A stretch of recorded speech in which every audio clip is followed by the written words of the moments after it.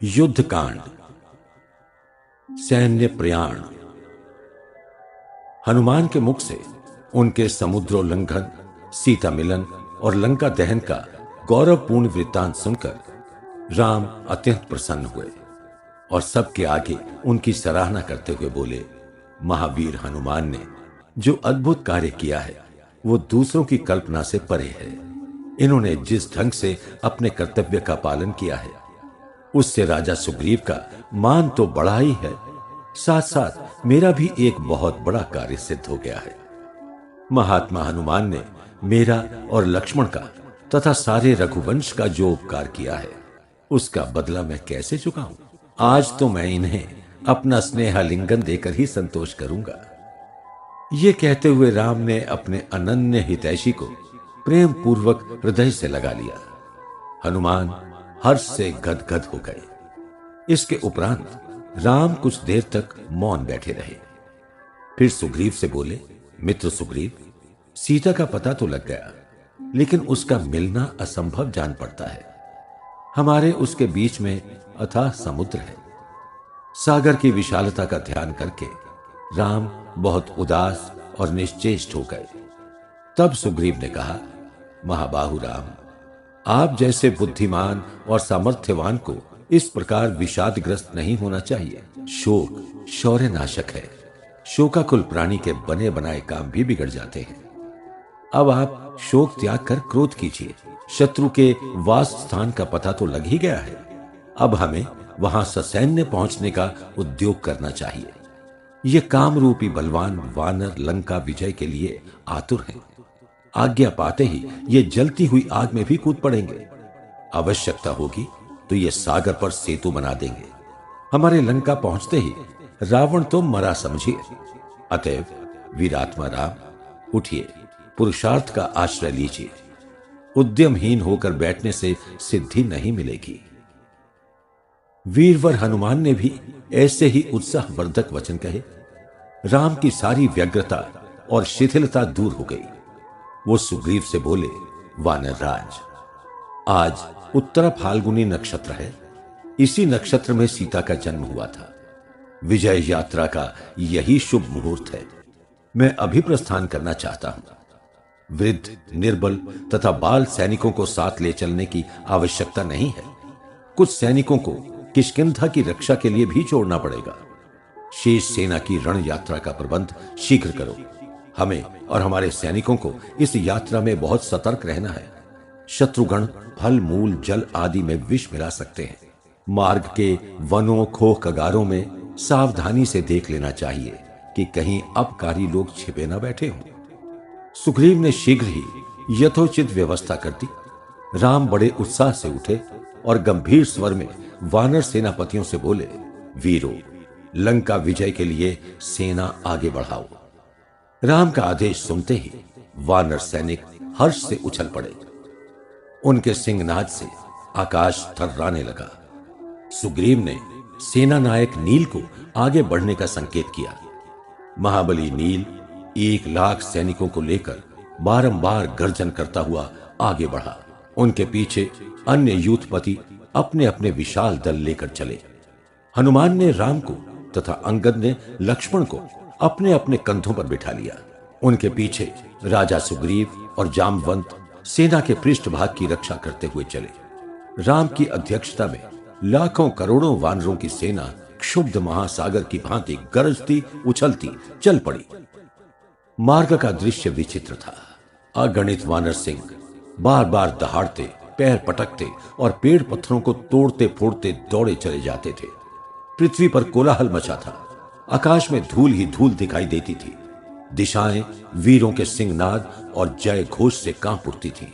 राम की वानर सेना आंधी तूफान की तरह हरहराती हुई चली जा रही थी। नील आगे आगे रास्ता दिखाता और सैनिकों को ग्रामों में अत्याचार करने से रोकता जाता था। राम उस समय बहुत प्रसन्न थे। मार्ग में वो लक्ष्मण से बोले, सौम्य, इस समय सूर्य की प्रभा कितनी निर्मल है। सभी दिशाएं प्रसन्न हैं। पवन अत्यंत कोमल, सुखकर तथा हमारे अनुकूल है। वन असमय भी फूले फले हैं। मृग तथा पक्षी मधुर स्वर में बोलते हैं। संपूर्ण सेना में हर्षोत्साह व्याप्त है। ये सब विजय सूचक शुभ लक्षण हैं। सारा वातावरण हमारे अनुकूल है। हमें अवश्य सफलता मिलेगी। विजयाभिलाषी राम बिना थके और बिना रुके दिन रात बढ़ते ही चले गए। चलते चलते वानर सेना महेंद्र पर्वत पर जा पहुंची। उसके आगे जाने का मार्ग नहीं था। सामने महासागर लहर रूपी असंख्य जीवाओं से अनर्गल प्रलाप सा करता दिखाई पड़ा। नील ने वहीं सुरक्षा का प्रबंध करके सेना का पड़ाव डाला। लंका में हलचल। हनुमान के लौट जाने के बाद विभीषण रावण के पास गया और बोला, भैया, रामदूत हनुमान ने जो कुछ किया उसे आप देख ही रहे हैं। सारी लंका में हाहाकार मचा है। भविष्य में भी घोर अनर्थ की संभावना है। अतः मेरी सम्मति है कि आप सीता को सम्मान पूर्वक राम के पास भेज दें। इसी में आपका और सारी राक्षस जाति का कल्याण है। राम जैसे महापराक्रमी से अकारण वैर करना ठीक नहीं। इसे सुनते ही रावण क्रुद्ध होकर बोला, विभीषण, मेरे सामने राम की बढ़ाई मत करो। मैं उसके भय से सीता को नहीं लौटाऊंगा। विभीषण को फटकार कर रावण सभा भवन में गया। वहां उसने मेघनाद, कुंभकर्ण तथा अपने मंत्रियों और सेनापतियों को बुलाकर राज्य की सुरक्षा के संबंध में आवश्यक आदेश दिए। इसके बाद वो सबके सामने अपनी बड़ाई और राम की बुराई करने लगा। दरबारियों ने भी लंबी चौड़ी बातों से उसका समर्थन किया। विभीषण उन सबको फटकारता हुआ बोला, आप लोग राम के बल को जाने बिना ही दंभ सिखा रहे हैं। शत्रु को कभी छोटा नहीं मानना चाहिए। राम के साथ अन्याय हुआ है। अन्याय की जीत नहीं होती। मेरी प्रार्थना है कि महाराज समय रहते चेत जाएं और सीता को राम के पास भेज दें। राम जैसे धर्मात्मा और सर्वमान्य शूर से शत्रुता करना देश जाति के लिए घातक होगा। रावण इसे सुनते ही क्रोध से भड़क उठा और दांत पीसता हुआ बोला, शत्रु या क्रुद्ध सर्प के साथ रहना भला है, लेकिन कभी ऐसे व्यक्ति के साथ न रहें जो ऊपर से तो हितैषी और भीतर भीतर शत्रु का शुभचिंतक हो। बंधुगण बंधुओं से द्वेष रखते ही हैं और उनकी विपत्ति से प्रसन्न भी होते हैं। समस्त भयों की अपेक्षा बंधु भय कहीं अधिक दुखदायक है। इसके बाद रावण ने भरी सभा में विभीषण के प्रति अपशब्दों की झड़ी लगा दी। विभीषण अपने 4 अनुचरों के साथ उठ खड़ा हुआ और बोला, राजन, आप दुत्कारते ही हैं तो मैं जाता हूं। आपके सिर पर काल नाच रहा है। आप इन चाटुकारों के बहकावे में पड़कर अपना विवेक खो बैठे हैं। इसीलिए मेरी कल्याणकारी बातें भी आपको अप्रिय लग रही हैं। मैं अधर्म में आपका साथ नहीं दूंगा। विभीषण अपने विश्वास पात्र अनुचरों के साथ सभा भवन से बाहर निकल गया और उन्हें लेकर आकाश मार्ग से राम के शिविर की ओर चल पड़ा। राम विभीषण की मैत्री। विभीषण समुद्र के पार वानरों की छावनी के समीप पहुंचा और दूर से ही पुकार कर बोला, मैं दुष्ट राक्षस राज रावण का अनुज विभीषण हूं। मैंने उससे सीता को लौटाने की प्रार्थना की। इस पर उसने भरी सभा में मेरा अपमान किया। अब मैं राम की शरण में आया हूं। आप लोग कृपया मेरी प्रार्थना राम तक पहुंचा दें। 5 शस्त्रधारी राक्षसों के आगमन से वानरगण शंकित हो गए थे। सुग्रीव स्वयं ये संदेश लेकर राम के पास गया और उनसे बोला, महाराज, राक्षस स्वभाव से ही मायावी और विश्वासघाती होते हैं। मेरी राय में ये 5 रावण के गुप्तचर हैं। ये मिलकर भेद लेने या भेदभाव उत्पन्न करने आए हैं। यदि विभीषण सचमुच रावण से रुष्ट होकर आया हो तो भी उसका विश्वास न करना चाहिए। जो अपने विपत्तिग्रस्त सगे भाई का न हुआ वो दूसरे का क्या होगा। इसे तो पकड़कर दंड देना चाहिए। प्राय सभी वानर सेनापतियों ने विभीषण के संबंध में ऐसा ही मत प्रकट किया। राम ने गंभीरता से उत्तर दिया, मित्रों, यदि वो मित्र भाव से आया है तो उसे अपनाना ही मेरा धर्म है। बुद्धिमानी भी इसी में है कि हम उसे फोड़कर अपनी ओर मिला लें। बहुत संभव है कि विभीषण इस संकट काल में बलवान भाई का नाश करा के अपना स्वार्थ सिद्ध करना चाहता हो। सुग्रीव, सभी भाई भरत जैसे और सभी पुत्र मेरे जैसे अथवा सभी मित्र तुम्हारे जैसे नहीं होते। इतने पर भी सुग्रीव ने विभीषण को अपनाने की नीति का घोर विरोध किया। तब राम दृढ़ता पूर्वक बोले, सुग्रीव, जो एक बार भी मेरी शरण में आ जाता है और अपने मुख से कह देता है कि मैं तुम्हारा हूं, उसे मैं अपना ही लेता हूं। विभीषण क्या, यदि स्वयं रावण ही आया हो तो उसे निर्भय होकर आने दो। सुग्रीव विभीषण के पास गया और उसको तथा उसके साथियों को आदरपूर्वक राम के पास ले गया। विभीषण दौड़कर राम के चरणों पर गिर पड़ा और बोला, राजन, मैं रावण का तिरस्कृत अनुज विभीषण हूं। मैंने उनके अनौचित्य का समर्थन नहीं किया, इसीलिए वो इतना रुष्ट हो गया कि मुझे उसके राज्य से निकल जाना ही उचित जान पड़ा। अब मैं इन स्वामी भक्त अनुचरों के साथ आपकी शरण में आया हूं, हमारे ऊपर कृपा कीजिए। राम ने योग्य रीति से विभीषण का सत्कार किया और पास बिठाकर वहां के वीरों का परिचय पूछा। विभीषण ने सब कुछ स्पष्ट बताकर अंत में कहा, महाराज, लंका में एक से बढ़कर एक शूरवीर है। मेरा मंझला भाई कुंभकर्ण भी अद्भुत बलशाली है। रावण का पुत्र मेघनाद इंद्रजीत नाम से प्रसिद्ध है। इंद्र आदि भी उस धुरंधर महारथी का सामना नहीं कर सकते। रावण का प्रधान सेनापति प्रहस्त भी एक माना हुआ योद्धा है। उसने कैलाश पर्वत पर मणिभद्र को पराजित करने में अद्भुत विक्रम प्रदर्शित किया था। अन्य वीरों में सेनापति महोदर, महापार्श्व तथा अकंपन विशेष रूप से उल्लेखनीय है। लंका में लाखों राक्षसों की अस्त्र शस्त्र से सुसज्जित चतुरंगनी सेना है। उसकी सहायता से रावण कई बार लोकपालों और देवताओं तक को जीत चुका है। रावण की सैनिक शक्ति का विवरण सुनकर राम ने कहा, विभीषण, मैं प्रतिज्ञा करता हूं कि इन सब को मारकर मैं तुम्हें लंका का राजा बनाऊंगा। विभीषण राम के चरणों पर मस्तक रखकर बोला, महाराज, मैं लंका विजय में प्राणपण से आपका साथ दूंगा। राम ने उसी समय लक्ष्मण द्वारा समुद्र जल मंगवाकर सबके आगे विभीषण का राज्याभिषेक कर दिया। उसके रूप में उन्हें एक दूसरा काम का साथी मिल गया। सेतु निर्माण। वानर सेना के सामने समुद्र को पार करने की कठिन समस्या थी। राम 3 दिन तक समुद्र के किनारे कुशा बिछाकर पड़े पड़े भावी कार्यक्रम पर विचार करते रहे। अंत में समुद्र को सुखाने का निश्चय करके उन्होंने धनुष पर एक अमोद ब्रह्मास्त्र चढ़ाया। उससे समुद्र में भीषण हलचल होने लगी। पृथ्वी उत्तप्त होकर फट गई। जल पीछे हटने लगा और थोड़ी देर में ही वो स्थान मरुस्थल सा हो गया। अथाह और क्षुब्ध समुद्र उथला और शांत दिखाई देने लगा। समुद्र ने मानो उन्हें पार जाने का रास्ता दे दिया। यूथपति नल को ऐसा प्रतीत हुआ मानो समुद्र उसे सेतु निर्माण का संकेत कर रहा है। वो राम से बोला, महाराज, आज्ञा हो तो मैं इस समुद्र पर पुल बना सकता हूं। राम ने अनुमति दे दी। देव शिल्पी विश्वकर्मा का सुपुत्र नल बड़े मनोयोग से इस कार्य में जुट गया। लाखों और करोड़ों वानर गाड़ियों में बड़े बड़े वृक्ष और शिलाखंड ले आए। बहुत से वानर सूत और मानदंड पकड़कर खड़े हो गए।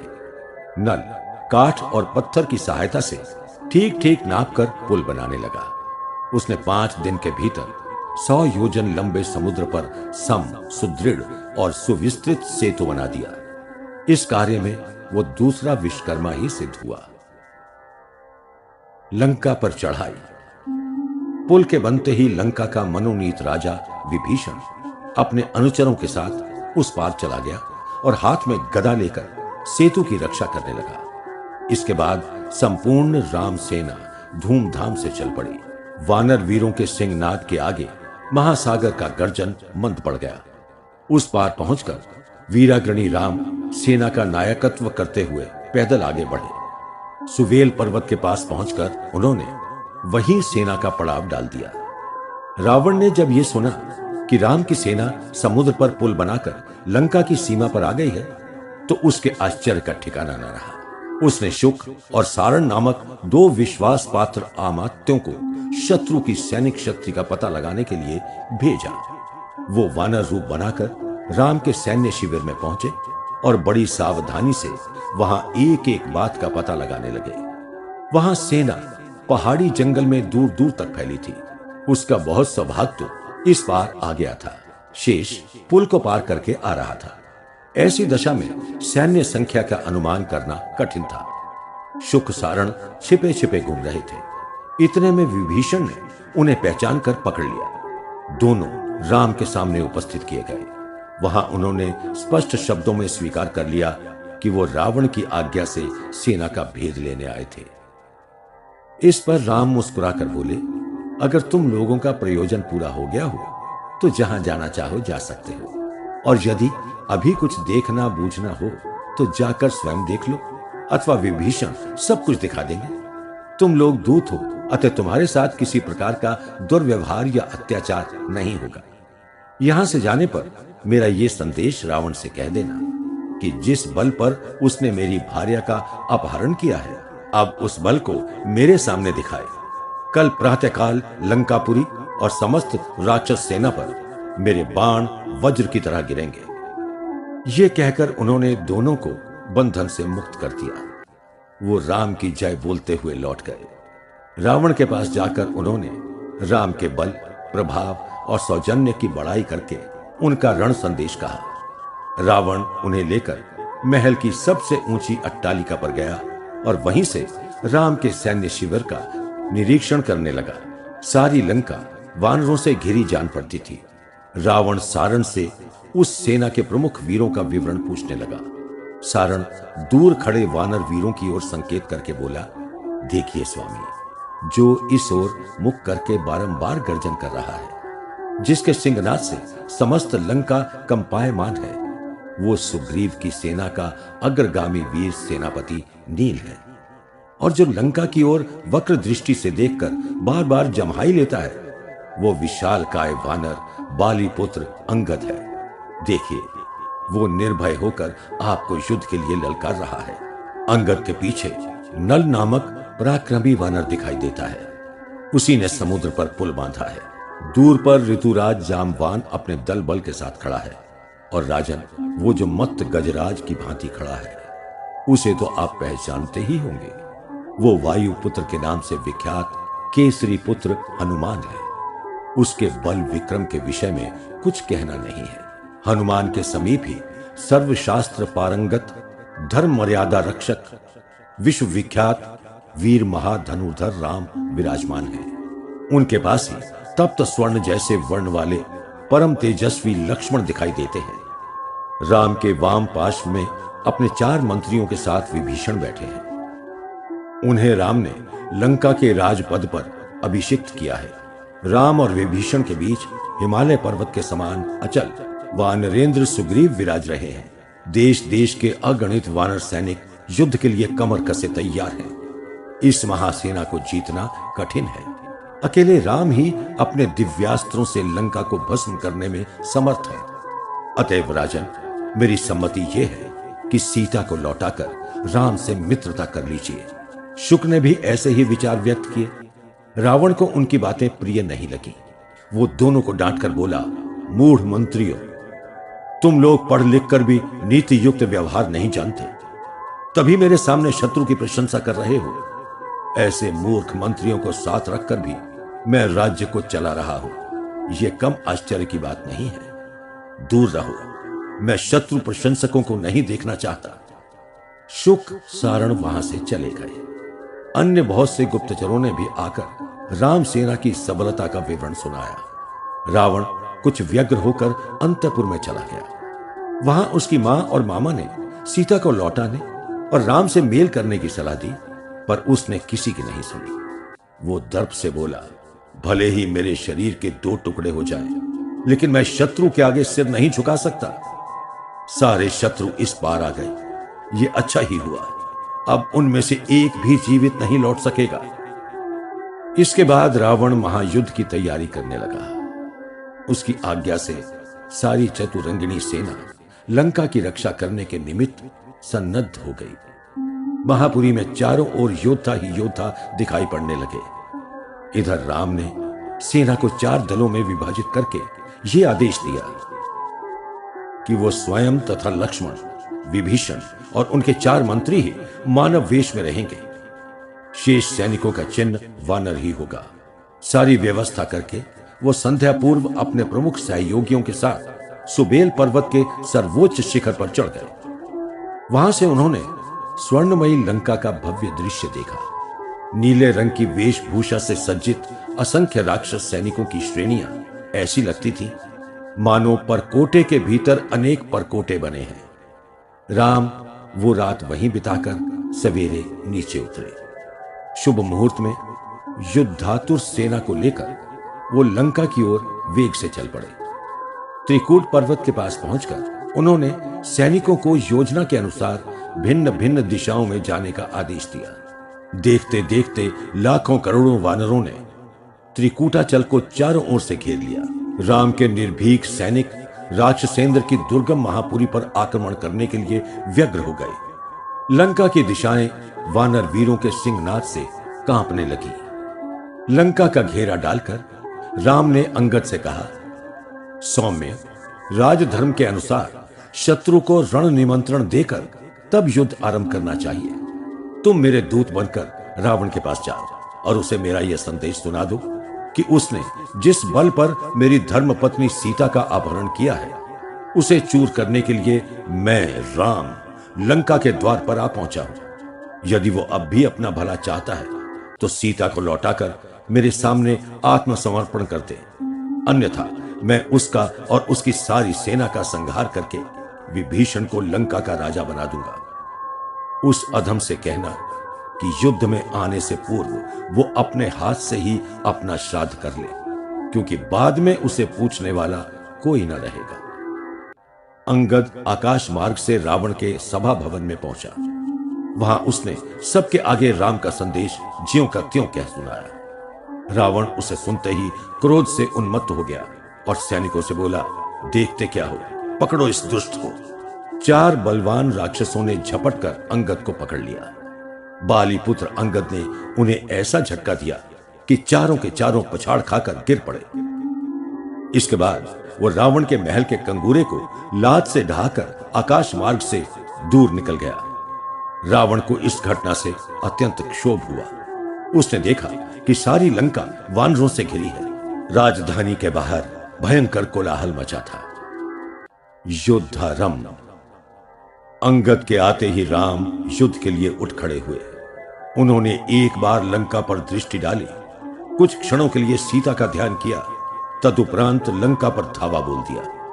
राम की रण घोषणा के साथ ही सेना में शंख और तूर्य बजने लगे।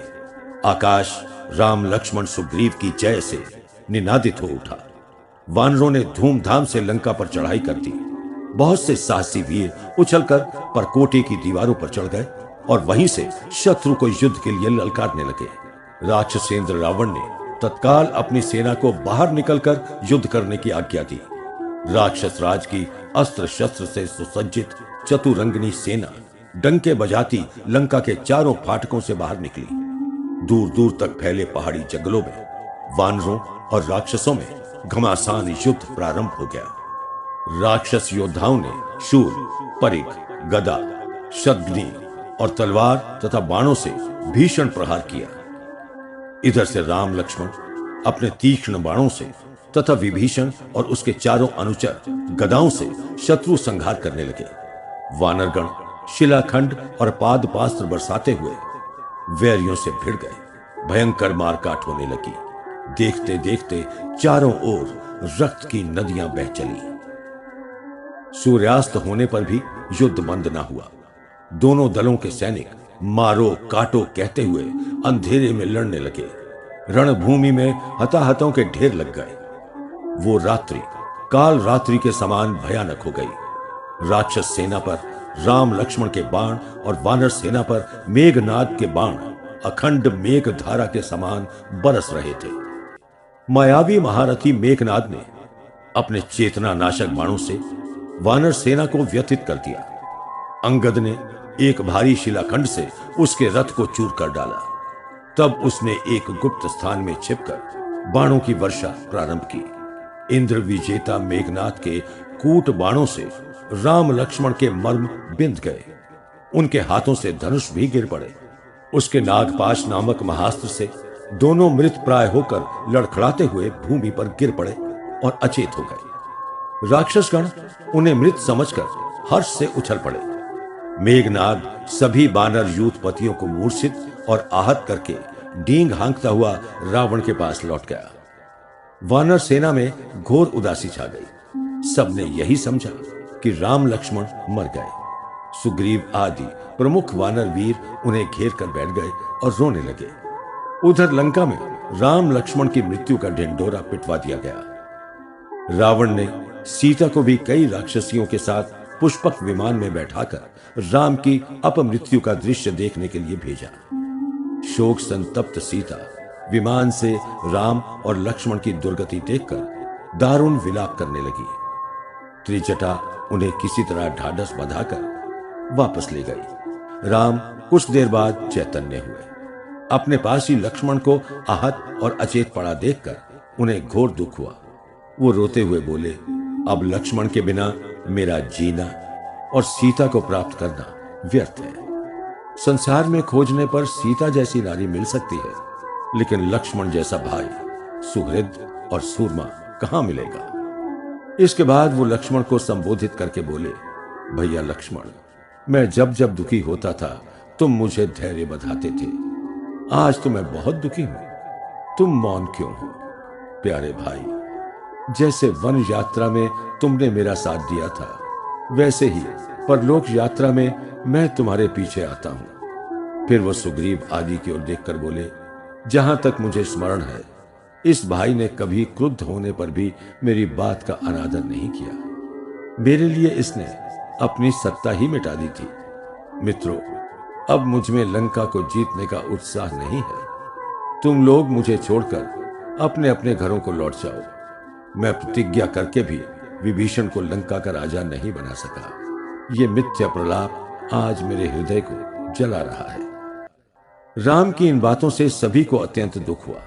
सुग्रीव ने सुषेण नामक यूथपति को बुलाकर कहा, देखो, तुम दोनों भाइयों को सावधानी से किष्किंधा उठा ले जाओ। मैं रावण को मारकर सीता को वहां ले आऊंगा। ये बातें हो ही रही थी कि इतने में विनता पुत्र गरुड़ आ पहुंचा। उसने तत्काल दोनों का उपचार करके उन्हें नागपाश के प्रभाव से मुक्त एवं पूर्णतया स्वस्थ बना दिया। उनके घाव भर गए। राम ने अत्यंत कृतज्ञ होकर उसका परिचय पूछा। वो बोला, राम, मेरा नाम गरुड़ है। मैं सदा घूमता रहता हूं और जिसकी जो कुछ भी सहायता बन पड़ती है कर देता हूं। मैं स्वेच्छा से ही यहां आया हूं। अब आप लोग सावधानी से युद्ध कीजिए, क्योंकि राक्षस लोग कपट युद्ध में बड़े दक्ष हैं। गरुड़ चला गया। वानर दल में फिर भेरी मृदंग बजने लगे। सब पुनः युद्ध के लिए तैयार हो गए। उधर लंका में विजयोत्सव मनाया जा रहा था। अर्धरात्रि में वानरों का गर्जन और दुदुम्भियों का निनाद सुनकर रावण चौंक पड़ा। दूतों से पता लगाने पर उसे ज्ञात हुआ कि राम लक्ष्मण मरे नहीं, जीवित हैं और पहले की ही भांति पूर्णतया स्वस्थ हो गए हैं। उसने तुरंत महारथी धूम्राक्ष को आगामी युद्ध का सेनापति बनाकर शत्रुओं का सर्वनाश करने का आदेश दिया। दूसरे दिन का युद्ध। दूसरे दिन प्रातःकाल राक्षस दल बादल की तरह गरजता हुआ बाहर निकला और युद्धातुर वानरों पर टूट पड़ा। हनुमान के दल ने आगे बढ़कर महारथी धूम्राक्ष की चतुरंगिणी सेना से लोहा लिया। वानरों राक्षसों में विकट संग्राम छिड़ गया। राक्षसों ने तीक्ष्ण अस्त्रों से सहस्त्रों वानरों को मारकर गिरा दिया। वानरों के अस्त्र नख, दंत, पेड़ और पत्थर ही थे। उन्होंने इन्हीं से डटकर युद्ध किया। महारथी धूम्राक्ष ने अपने प्रचंड बाणों से वानर सेना को तितर बितर कर दिया। अब हनुमान कोप करके आगे बढ़े और पेड़ पत्थरों से राक्षसों को खदेड़ खदेड़ कर मारने लगे। उन्होंने एक भारी शिला से धूम्राक्ष के रथ को चूर चूर कर डाला और दूसरी शिला से उसके सिर को। धूम्राक्ष के मरते ही सारे राक्षस संत्रस्त होकर भाग गए। तीसरे दिन का युद्ध। तीसरे दिन रावण की आज्ञा से वीरवर वज्रदृष्ट सेना सहित युद्ध भूमि में आया। उस दिन भी दोनों दलों में भीषण संग्राम हुआ। अंत में अंगद ने तलवार से वज्रदृष्ट को मार गिराया। राक्षस सेना के पैर उखड़ गए। चौथे दिन का युद्ध। चौथे दिन राक्षस अकंपन चतुरंग सैन्य लेकर रण क्षेत्र में आया और वानर सेना पर टूट पड़ा। दोनों सेनाओं में रोमांचकारी युद्ध होने लगा। अकंपन के आक्रमण को वानर वीर नहीं रोक पाए। तब हनुमान हाथ में एक शाल वृक्ष लेकर उससे भिड़ गए। उन्होंने अकंपन को सबके देखते देखते मार गिराया। राक्षस सेना अकंपन के बिना कांपने लगी और हथियार छोड़कर भाग खड़ी हुई। पांचवें दिन का युद्ध। अब तक रावण को विश्वास था कि वो राम की सेना को सहज में ही परास्त कर देगा। अपने दो नामी सेनापतियों के मारे जाने के बाद वो सतर्क हो गया। इस बार उसने अपने प्रधान सेनापति प्रहस्त को शत्रु के उन्मूलन का भार सौंपा। महाकाल सा विकराल सेना नायक प्रहस्त धनुष बाण लेकर रथ में बैठा और चतुरंगिणी सेना सहित दुदुम भी बजाता हुआ लंका के द्वार से बाहर निकला। सामने महाबली नील की सेना रास्ता रोके खड़ी थी। दोनों सेनाओं में मुठभेड़ हो गई। दोनों ओर से योद्धा प्राणों का मुंह छोड़कर परस्पर भिड़ गए। प्रहस्त ने थोड़ी ही देर में रणभूमि को वानरों का श्मशान बना दिया। वानरगण चिल्लाते हुए भाग चले। राक्षसों ने उन्हें खदेड़ खदेड़ कर मारना प्रारंभ किया। नील अपनी सेना की दुर्गति देखकर क्षुब्ध हो गया। उसने लपक कर प्रहस्त के रथ के घोड़ों को मार गिराया। प्रहस्त बाण मारना ही चाहता था। इतने में नील ने उसके हाथ से धनुष छीन लिया। तब वो मूसल लेकर दौड़ा। नील एक वृक्ष लेकर लड़ने लगा। उस द्वंद्व में दोनों बुरी तरह घायल हो गए, फिर भी कोई पीछे नहीं हटा। अंत में अंगद ने एक शिलाखंड से रावण के महामानी सेनापति का मस्तक चूर कर डाला। नायकहीन राक्षस सैनिक सिर पर पैर रखकर लंका की ओर भाग खड़े हुए। छठे दिन का युद्ध। प्रहस्त की वीर गति का समाचार सुनकर रावण शोक से व्याकुल हो गया। ये उसके लिए एक बहुत बड़ी चेतावनी थी। छठे दिन वो धूमधाम से अपने देदीप्यमान रथ में बैठकर युद्ध के लिए बाहर निकला और सेना सहित युद्ध स्थल की ओर चल पड़ा। राम ने दूर से ही उस दल को आते देखकर विभीषण से पूछा, विभीषण, ये सुविशाल चतुरंगिनी सेना किसकी है? इसमें तो बहुत से शूरवीर दिखाई पड़ते हैं। विभीषण बोला, महाराज देखिए, वो जो सिंह चिन्ह अंकित ध्वजा वाले रथ में बैठा बार बार धनुष को टंकृत कर रहा है, वो वीर मेघनाद है। उसके पास ही दूसरा तेजस्वी धनुधर महारथी अतिकाय है। जो मत गजराज पर बैठा सिंहनाद कर रहा है, वो धीर वीर सहोदर है।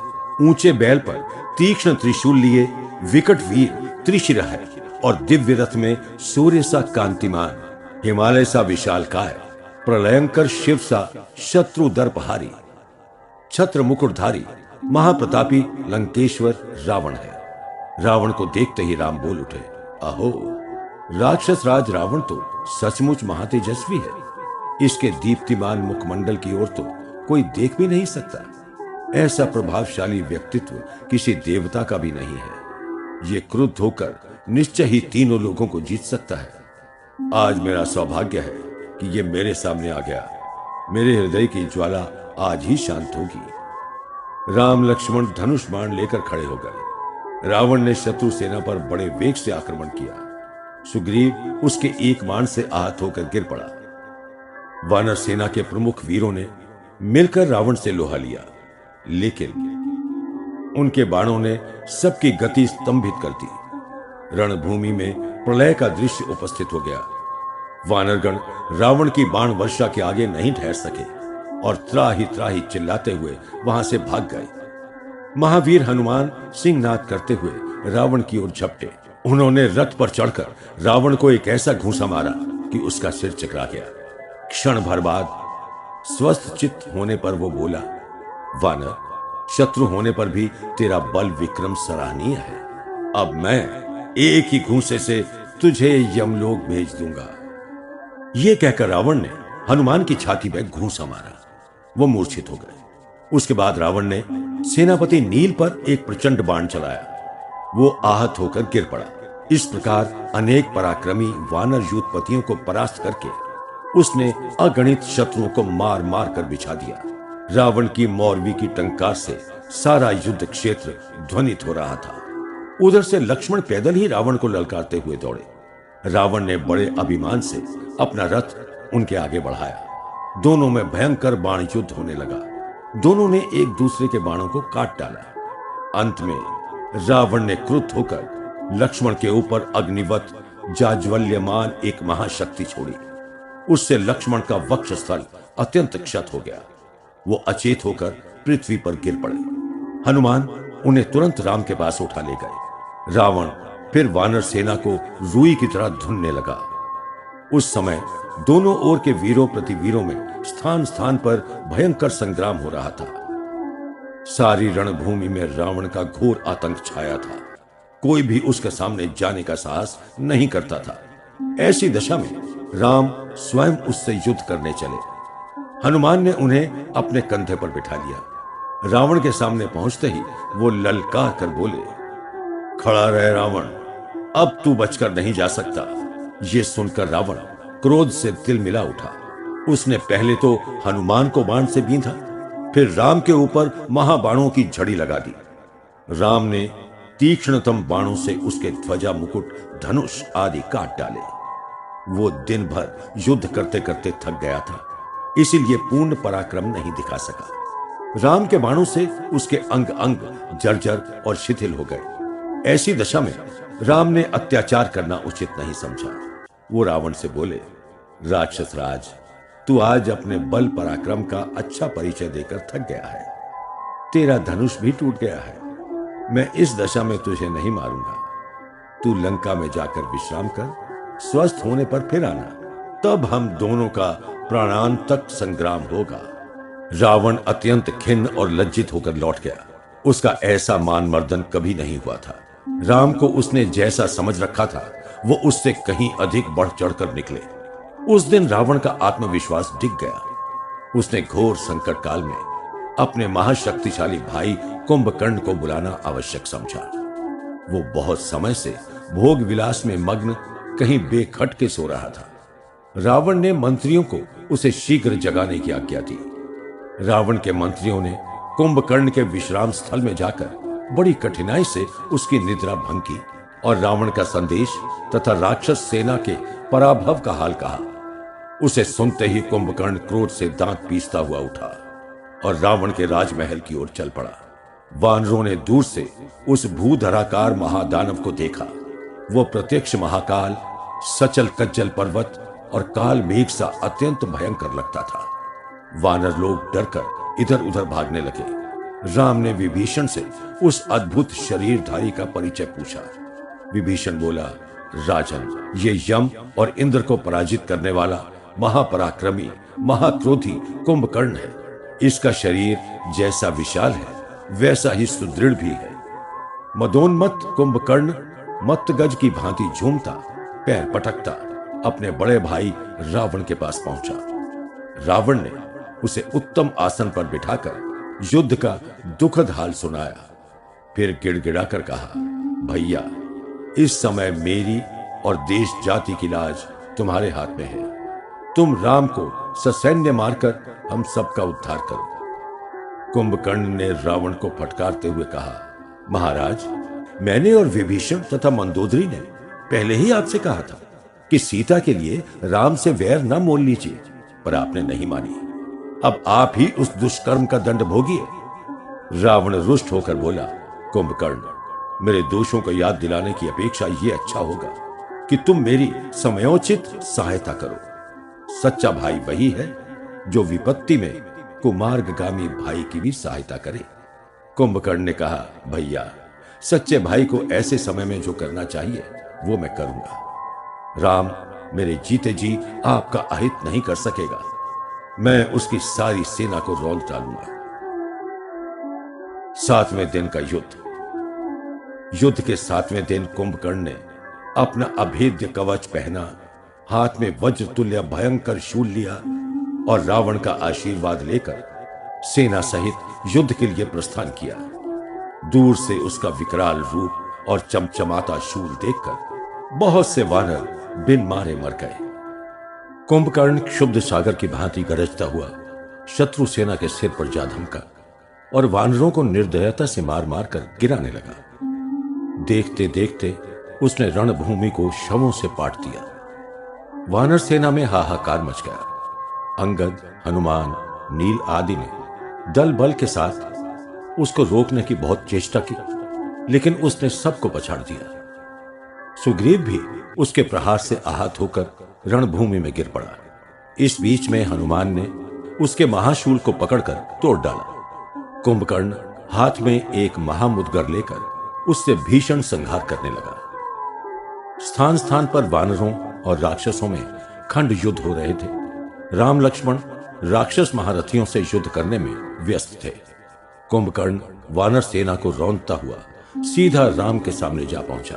राम को शत्रु महारथियों से घिरे देखकर विभीषण गदा घुमाता हुआ कुंभकर्ण के आगे खड़ा हो गया। उसे देखते ही कुंभकर्ण क्रुद्ध होकर बोला, विभीषण, मैं इस समय क्रोध के आवेश में हूं।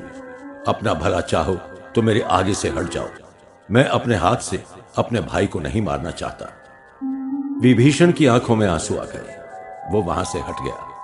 कुंभकर्ण राम को ललकार कर बोला, अरे राम, इधर आकर पराक्रम दिखाओ। मैं वो कुंभकर्ण हूं जिसने कई बार देवों दानवों का अभिमान चूर कर दिया है। मुझे खर, कबंध, बाली या मारीच न समझना। उस समय कई योजन लंबे चौड़े पहाड़ी युद्ध क्षेत्र में रोमांचकारी युद्ध हो रहा था।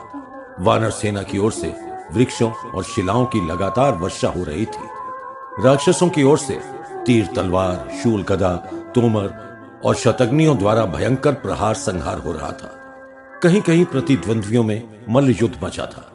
गर्जन, तर्जन, घात प्रतिघात और अस्त्र शस्त्रों की झंकार तथा आहतों की चीत्कार से आकाश शब्दायमान था। चारों ओर रक्त की नदियां बह रही थी। हाथी, घोड़ों और मृत सैनिकों के ढेर लगे थे। ऐसे समय में राम कुंभकर्ण का युद्ध आह्वान सुनकर उसकी ओर बाण बरसाते हुए दौड़े। कुंभकर्ण ने सभी बाणों को अपने मुद्गर से रोक लिया। दोनों में देर तक युद्ध होता रहा। राम ने उसके दोनों हाथ काट डाले, फिर भी वो शांत नहीं हुआ और वानरों को पैरों से रौंदता हुआ राम की ओर वेग से झपटा।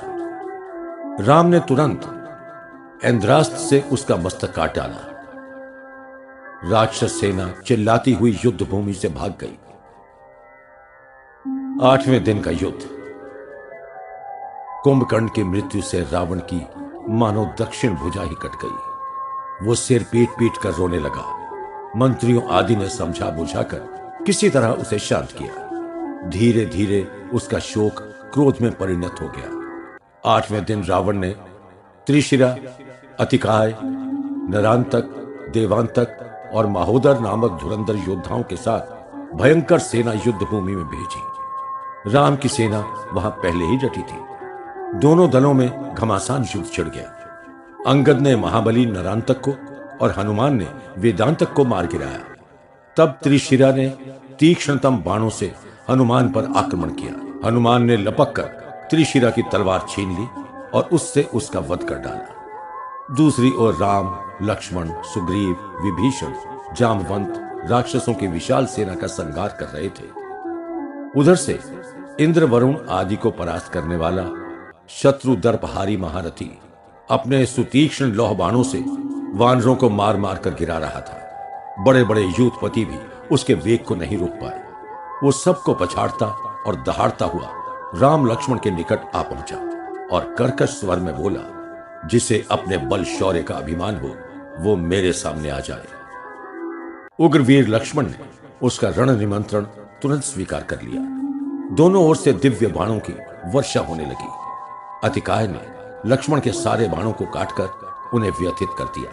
तब उन्होंने प्रचंड ब्रह्मास्त्र मारा। बहुत रोकने पर भी वो नहीं रुका। उससे अतिकाय का मस्तक कटकर गिर पड़ा। राक्षस सेना की कमर टूट गई। सभी राक्षस सैनिक अस्त्र शस्त्र फेंक कर भाग खड़े हुए। 9वें दिन का युद्ध। एक एक करके लंका के बहुत से प्रबल योद्धा मारे गए। रावण के दुख का ठिकाना न रहा। वो लंबी सांसें लेता हुआ बोल उठा, अहो, राम सचमुच बड़े ही बलवान हैं। उनके भय से आज मेरी महापुरी के सारे द्वार बंद हैं। पिता को अत्यंत व्यथित देखकर मेघनाद ने शत्रु संहार का बीड़ा उठाया। युद्ध के 9वें दिन उसने विधिवत हवन तथा शस्त्रास्त्र पूजन किया। फिर रावण का आशीर्वाद लेकर वो अपने विशाल रथ में बैठा और राक्षस वाहिनी के साथ युद्ध स्थल में आया। दोनों दलों में शंख और रणतूर्य बजने लगे। युद्ध आरंभ हो गया। मेघनाद ने अपने प्रज्वलित बाणों से वानरों की अग्रसेना को नष्ट भ्रष्ट कर दिया। बड़े बड़े वानर युद्धपति आहत मूर्छित होकर गिर पड़े। बहुत से खोख कंदराओं में भाग गए। मेघनाद कभी तो अदृश्य होकर युद्ध करता था और कभी सहसा प्रकट हो जाता था।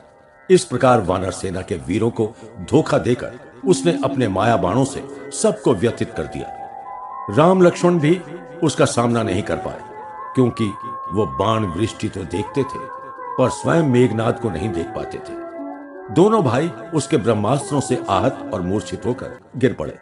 विजयी मेघनाद सबका दर्प चूर करके सेना सहित लौट गया। उस दिन वानर सेना की बुरी दशा थी। यत्र तत्र मृतों के ढेर लग गए। सभी प्रमुख वीर अचेत और अधमरे से हो गए थे। चारों ओर आतों का चीत्कार गूंज रहा था। धीरे धीरे रात हो गई। अंधेरे में विभीषण और हनुमान मशाल लेकर अपने साथियों की खोज खबर लेने निकले। उन्होंने वृद्ध सेनापति जामवंत को भूमि पर पड़े देखा। वो असह्य पीड़ा से ऐसा व्याकुल था कि आंख भी नहीं खोल पाता था। विभीषण ने पास जाकर उसे प्रणाम किया।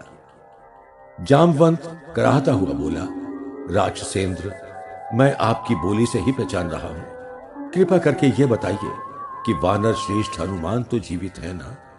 विभीषण बोला, आर्य, आप पहले राम लक्ष्मण सुग्रीव आदि का कुशल समाचार न पूछकर हनुमान का ही क्यों पूछते हैं? क्या अन्य लोगों के जीवन की चिंता आपको नहीं है? जामवंत ने कहा, राक्षसेंद्र, यदि हनुमान जीवित है तो मैं ये मानूंगा कि सारी सेना मृत होने पर भी जीवित है। इसीलिए उसके संबंध में मुझे विशेष चिंता है।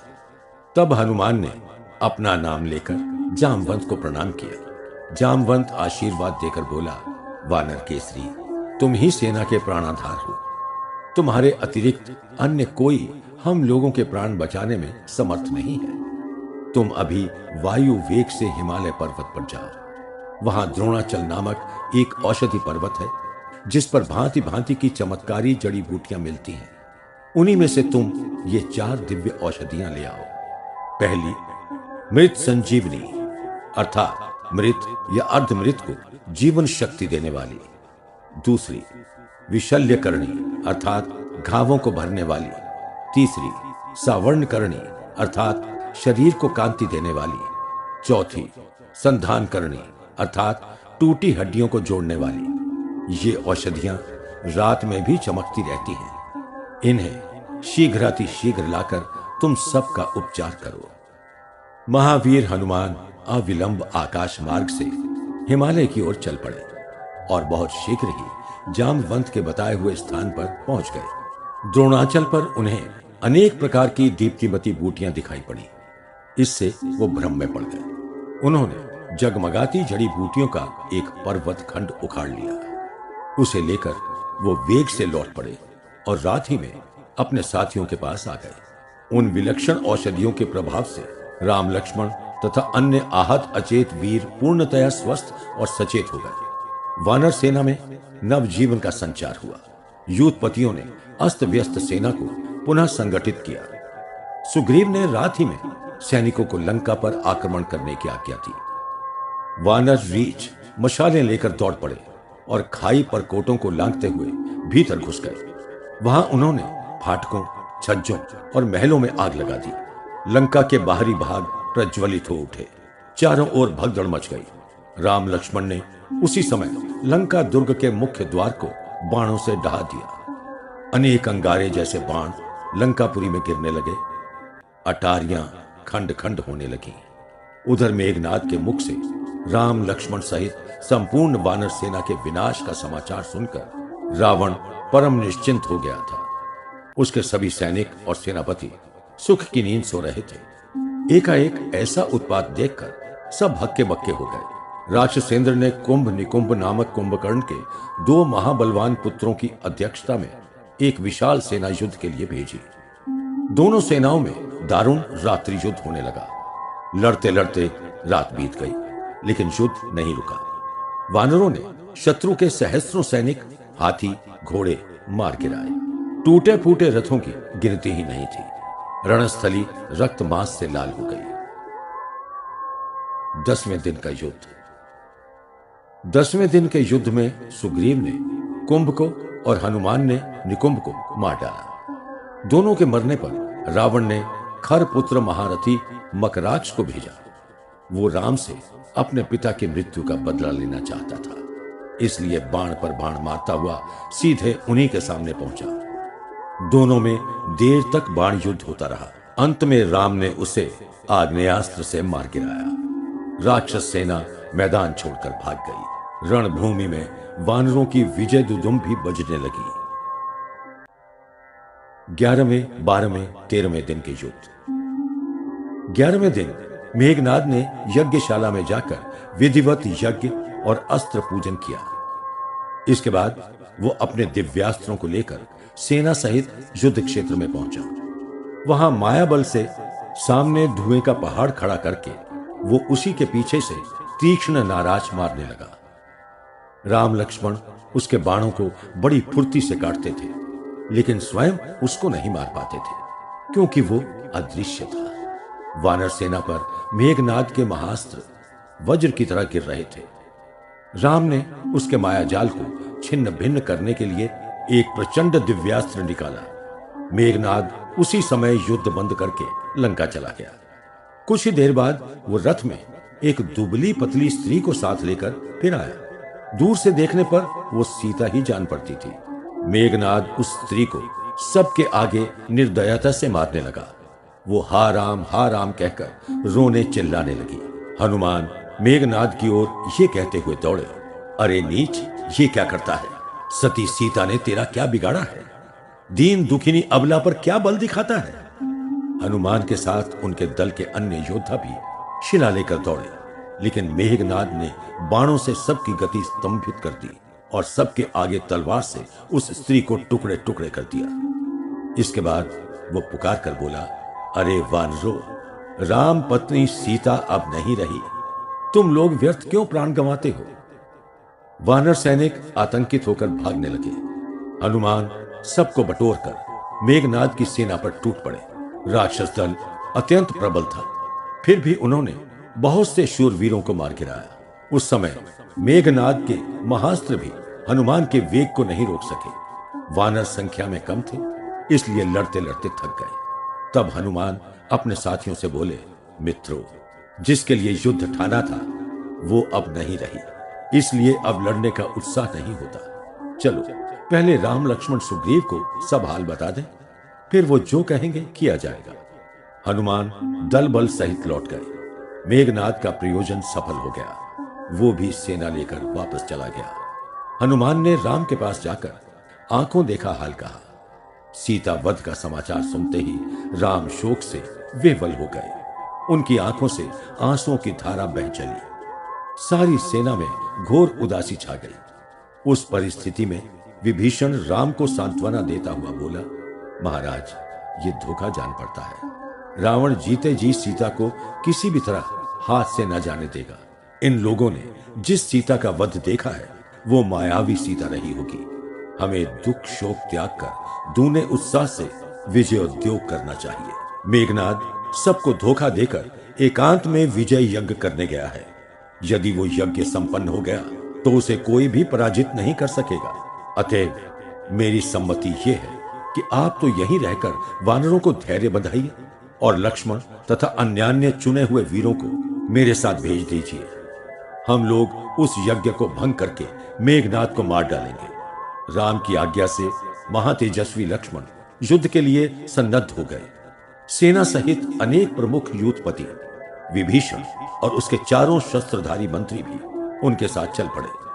बहुत दूर जाने पर उन्हें एक वन में राक्षसों की व्यूहित सेना दिखाई पड़ी। मेघनाद उसी के बीच में एक विशाल वृक्ष के नीचे विधिवत विजय यज्ञ कर रहा था।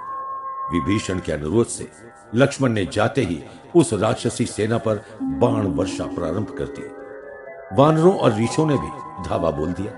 राक्षस सैनिक भी भांति भांति के अस्त्र शस्त्र लेकर दौड़ पड़े। मेघनाद यज्ञ को अधूरा ही छोड़कर रथ में बैठा और बाण बरसाता हुआ वेग से आगे झपटा। महावीर हनुमान हाथ में एक बहुत बड़ा वृक्ष लेकर शत्रु सेना के सिर पर नाच रहे थे। उनका रण तांडव देखकर मेघनाद ने उन पर महास्त्रों की झड़ी लगा दी, पर वो एक पग भी पीछे नहीं हटे। सभी महास्त्रों को उन्होंने हाथ से पकड़कर तोड़ डाला। उसी समय विभीषण के कहने से लक्ष्मण ने आगे बढ़कर मेघनाद को ललकारा। महारथी मेघनाद तुरंत सामने आ गया और दूर से ही विभीषण को दुत्कार कर बोला, विभीषण, तू लंकापति रावण का भाई और मेरा चाचा होकर भी ऐसे लोगों का साथ दे रहा है जो ना तो तेरे सजाती हैं और ना सगे संबंधी। पराये लोगों में चाहे गुण ही गुण हो और स्वजनों में सैकड़ों अवगुण ही क्यों ना हो, पर गुणी परजन से गुणहीन स्वजन भी भला होता है। अपना अपना ही है, पराया सदा पराया ही रहता है। तूने इसका विचार नहीं किया और विपत्ति में बंधु बांधवों को छोड़कर वैरी का पक्ष ग्रहण कर लिया। कुलद्रोही, तुझे धिक्कार है। सारा संसार तेरे इस कुकृत्य की निंदा करेगा। विभीषण ने उत्तर दिया, नीच, बुद्धिमानों की नीति है कि दुष्ट अनाचारी को अग्नि से जलते घर की भांति त्याग देना चाहिए। मैंने तुम लोगों को तुम्हारे दुष्कर्मों के कारण त्यागा है। अब ना तू बचेगा और ना तेरा बाप। अब यमलोक में जाकर ही यज्ञ करना। मेघनाद क्रोध से तिलमिला उठा और समस्त शत्रु योद्धाओं को संबोधित करके बोला, क्या तुम लोग ये भूल गए कि मैं वही मेघनाद हूं जिसने पहले ही दिन तुम सबको मृत तुल्य बनाकर छोड़ दिया था। यहां से भाग जाओ, नहीं तो मैं तुम लोगों की धज्जियां उड़ा दूंगा। वीर श्रेष्ठ लक्ष्मण धनुष पर टंकार देते हुए बोले, राक्षस, शरद के बादलों की तरह व्यर्थ क्यों गरजते हो? अभी तक तुम छिप छिप कर कपट युद्ध करते रहे, छल की जीत का क्या अभिमान करते हो? अब खुलकर अपना शौर्य पराक्रम दिखाओ, मैं तुम्हारा दर्प चूर कर दूंगा। इसके बाद दोनों धुरंधर वीरों में प्राणांतक संग्राम छिड़ गया।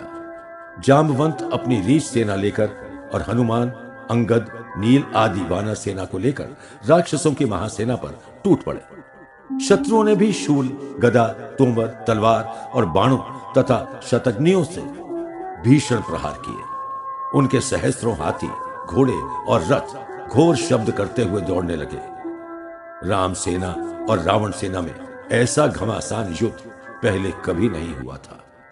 लक्ष्मण यद्यपि रथहीन थे, फिर भी उन्होंने रथस्थ मेघनाद को बाणों से ढक दिया। दोनों ओर से अभिमंत्रित महाबाणों की झड़ी लग गई। लड़ते लड़ते दोनों के कवच टूट गए, शरीर रुधिर से भीग गए, पर किसी ने मुंह नहीं मोड़ा।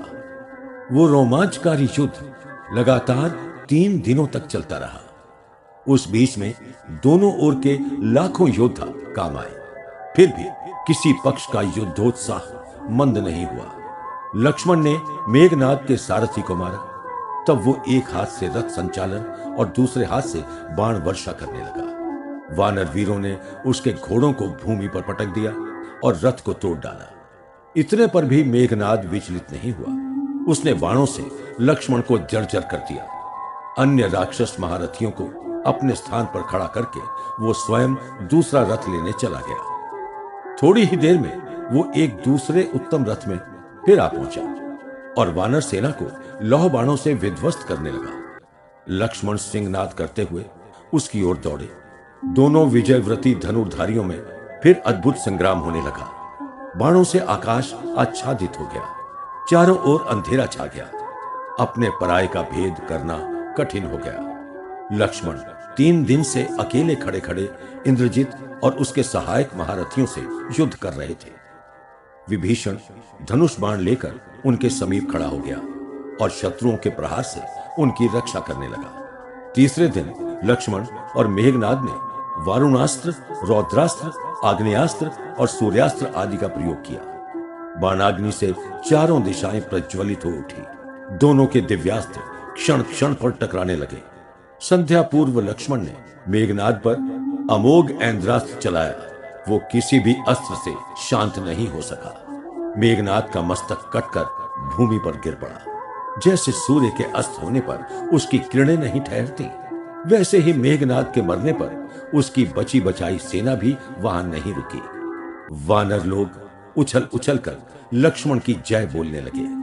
दुर्दम वैरी से लगातार 3 दिनों तक युद्ध करते करते लक्ष्मण थकावट से चूर हो गए थे। उनके शरीर को मेघनाद के बाणों ने जर्जर कर दिया था। हनुमान और विभीषण के सहारे वो किसी तरह राम के पास पहुंचे। राम ने विजयी भाई को देखते ही गले से लगा लिया और गोद में बैठाकर कहा, लक्ष्मण तुम धन्य हो। अब समझ लो कि रावण भी मारा गया और हमने लंका को भी जीत लिया। राक्षस राज की दाहिनी भुजा कट गई। आज तो मैं शत्रुहीन हो गया हूं। तुम्हारे जैसे शूरवीर भाई की सहायता से मैं संपूर्ण पृथ्वी को जीत सकता हूं। राम ने बार बार लक्ष्मण के शरीर पर हाथ फेरा, उन्हें तथा उनके समस्त सहयोगियों को बधाई दी और वानर यूथपति सुषेण से सबका शीघ्र उपचार करने को कहा। युद्ध चिकित्सक सुषेण ने लक्ष्मण को एक दिव्य औषधि सुंघाई। उससे उनकी पीड़ा शांत हो गई। धंसे हुए बाणों की नोकें बाहर आ गई और शरीर के सभी घाव भी भर गए। उसने अन्य आहतों को भी इसी उपाय से रात भर में ही स्वस्थ एवं चैतन्य कर दिया। उधर मेघनाद की मृत्यु का संवाद सुनकर रावण शोक से पागल हो गया और सिर पीट पीट कर रोने लगा। सारी लंका में हाहाकार मच गया। रावण देर तक विलाप प्रलाप करता रहा। फिर क्रोध से उन्मत्त होकर उसने रात रहते ही शत्रुवध के लिए एक बड़ी सेना भेजी। राक्षसों ने वानर सेना पर घातक शास्त्रास्त्रों से प्रहार किया। उनका विनाशकारी कांड देखकर राम ने गांधर्वास्त्र का प्रयोग किया। उससे शत्रु सैनिकों की बुद्धि मोहित हो गई। हर एक अपने सामने राम को बाण लिए देखता था और अपने साथी को ही राम मानकर उससे भिड़ जाता था। राम ने 2-2.5 घंटे में ही राक्षस सेना के सहस्त्रों हाथी घोड़े रथ और पैदल नष्ट कर दिए। बचे बचाए योद्धा प्राण लेकर भाग गए। राम रावण का महायुद्ध। युद्ध के 14वें दिन रावण अत्यंत क्षुब्ध होकर अपने सेनापतियों से बोला, सेनापतियों, आज मैं स्वयं राम से युद्ध करने जाऊंगा और बाणों से पृथ्वी, समुद्र, आकाश को पाट दूंगा। जिनके भाई पुत्र पति मारे गए हैं, उनके आंसू मैं आज पोंछ दूंगा। आज राम रावण में से एक ही जीवित बचेगा। या तो मैं राम को मार डालूंगा अथवा वो ही मुझे मार डालेंगे। आज लंका की सारी चतुरंगिणी सेना मेरे साथ युद्ध भूमि में चलेगी। तुम लोग एक एक घर से राक्षसों को यथाशीघ्र बुलवाओ और सभी युद्ध साधन देकर मेरे साथ अंतिम युद्ध के लिए चलो। मुहूर्त भर में लंकेश्वर की रण यात्रा की तैयारी हो गई। रावण बड़े उत्साह से युद्ध के लिए सुसज्जित होकर 8 घोड़ों के रथ में बैठा। शंख नगाड़े बजने लगे। अपने सभी मंत्रियों, सेनापतियों और महारथियों के साथ महाबाहु रावण मनुष्य शीर्षांकित ध्वजा फहराता हुआ आगे बढ़ा। उस समय वो साक्षात यमराज सा भासित होता था। रण क्षेत्र में पहुंचते ही उसने वानरों की अग्रसेना को रुई की तरह धुन डाला। जिधर भी रावण का रथ बढ़ा, उधर हताहत वानरों से पृथ्वी पट उठी। वो अग्नि की तरह सबको बाणों से भस्म करता हुआ वानर सेना के मध्य में जा पहुंचा और यूथपतियों पर प्रहार करने लगा। दूसरी ओर वानरों राक्षसों का तुमुल संग्राम छिड़ गया। दोनों सेनाएं ग्रीष्म ऋतु के तालाबों की तरह क्षीण होने लगी। सुग्रीव ने उस दिन ऐसा पराक्रम दिखाया कि शत्रुओं के छक्के छूट गए। उसने रावण के महाधनुर्धर सेनापति विरूपाक्ष को मार डाला। उसके बाद वो पास में पड़ा एक परिघ लेकर दूसरे सेनापति महोदर से भिड़ गया। महोदर बड़ी फुर्ती से बाण चला रहा था। सुग्रीव ने उसके घोड़ों को मार गिराया। तब वो गदा लेकर दौड़ा। सुग्रीव परिघ से युद्ध करने लगा। दोनों के शस्त्र टूट गए। तब वो मल्ल युद्ध करने लगे। लड़ते लड़ते दोनों ने पास में पड़े खड्ग उठा लिए। दोनों ओर से तलवारें चलने लगी। सुग्रीव ने उसका मस्तक काटकर फेंक दिया। रावण का तीसरा प्रधान वीर महापार्श्व अंगद के हाथ से मारा गया। रावण ने राम सेना के व्यूह को शीघ्रातिशीघ्र छिन्न भिन्न करने के लिए महाभयंकर तामाशास्त्र का प्रयोग किया। उससे वानरों के शरीर चलने लगे। सारी सेना में भगदड़ मच गई। तब लक्ष्मण ने आगे बढ़कर रावण पर अग्निशिला के समान तीक्ष्ण बाणों से प्रहार किया। रावण सभी बाणों को मार्ग ही में काटकर लक्ष्मण का तिरस्कार करता हुआ सीधे अपने प्रतिद्वंद्वी राम के सामने जा पहुंचा। दोनों में रोमांचक युद्ध प्रारंभ हो गया। प्रचंड बाणों के टकराने से क्षण क्षण पर विद्युतपात सा होने लगा। दोनों ओर से समुद्र की लहरों की भांति बाणों की लहरें उमड़ पड़ी। दिन रहते भी दिशाओं में अंधकार छा गया। लोगों को रुलाने वाले रावण के ऊपर राम ने अनेक रौद्रास्त्र चलाए, पर वो विचलित नहीं हुआ। उसने घोर आसुरास्त्र मारा, उसे राम ने आग्नेयास्त्र से शांत कर दिया। तब उसने वज्र सा आमोग रौद्रास्त्र छोड़ा, ये भी राम के गांधर्वास्त्र से निष्फल हो गया। उसके बाद रावण ने प्रचंड सौरास्त्र मुक्त किया, उससे नक्षत्रों जैसे चमकते दमकते असंख्य अग्नि चक्र फूट निकले। राम ने उसको भी देखते देखते शांत कर दिया। रावण रथारूढ़ होने के कारण दुर्विजय हो गया था। लक्ष्मण ने एक बाण से उसके सारथी का सिर और दूसरे से उसका सुदृढ़ महाचाप काट डाला। उसी समय विभीषण ने गदा से उसके घोड़ों को मार गिराया। महापराक्रमी रावण ने रथ से उतरकर विभीषण को मारने के लिए मय दानव द्वारा निर्मित वज्र तुल्य देदीप्यमान एक अमोघ महाशक्ति हाथ में उठाई। लक्ष्मण विभीषण को पीछे करके स्वयं रावण पर बाण वर्षा करने लगे। क्रोध के आवेश में रावण ने वो शत्रु घातिनी शक्ति उन्हीं पर छोड़ दी।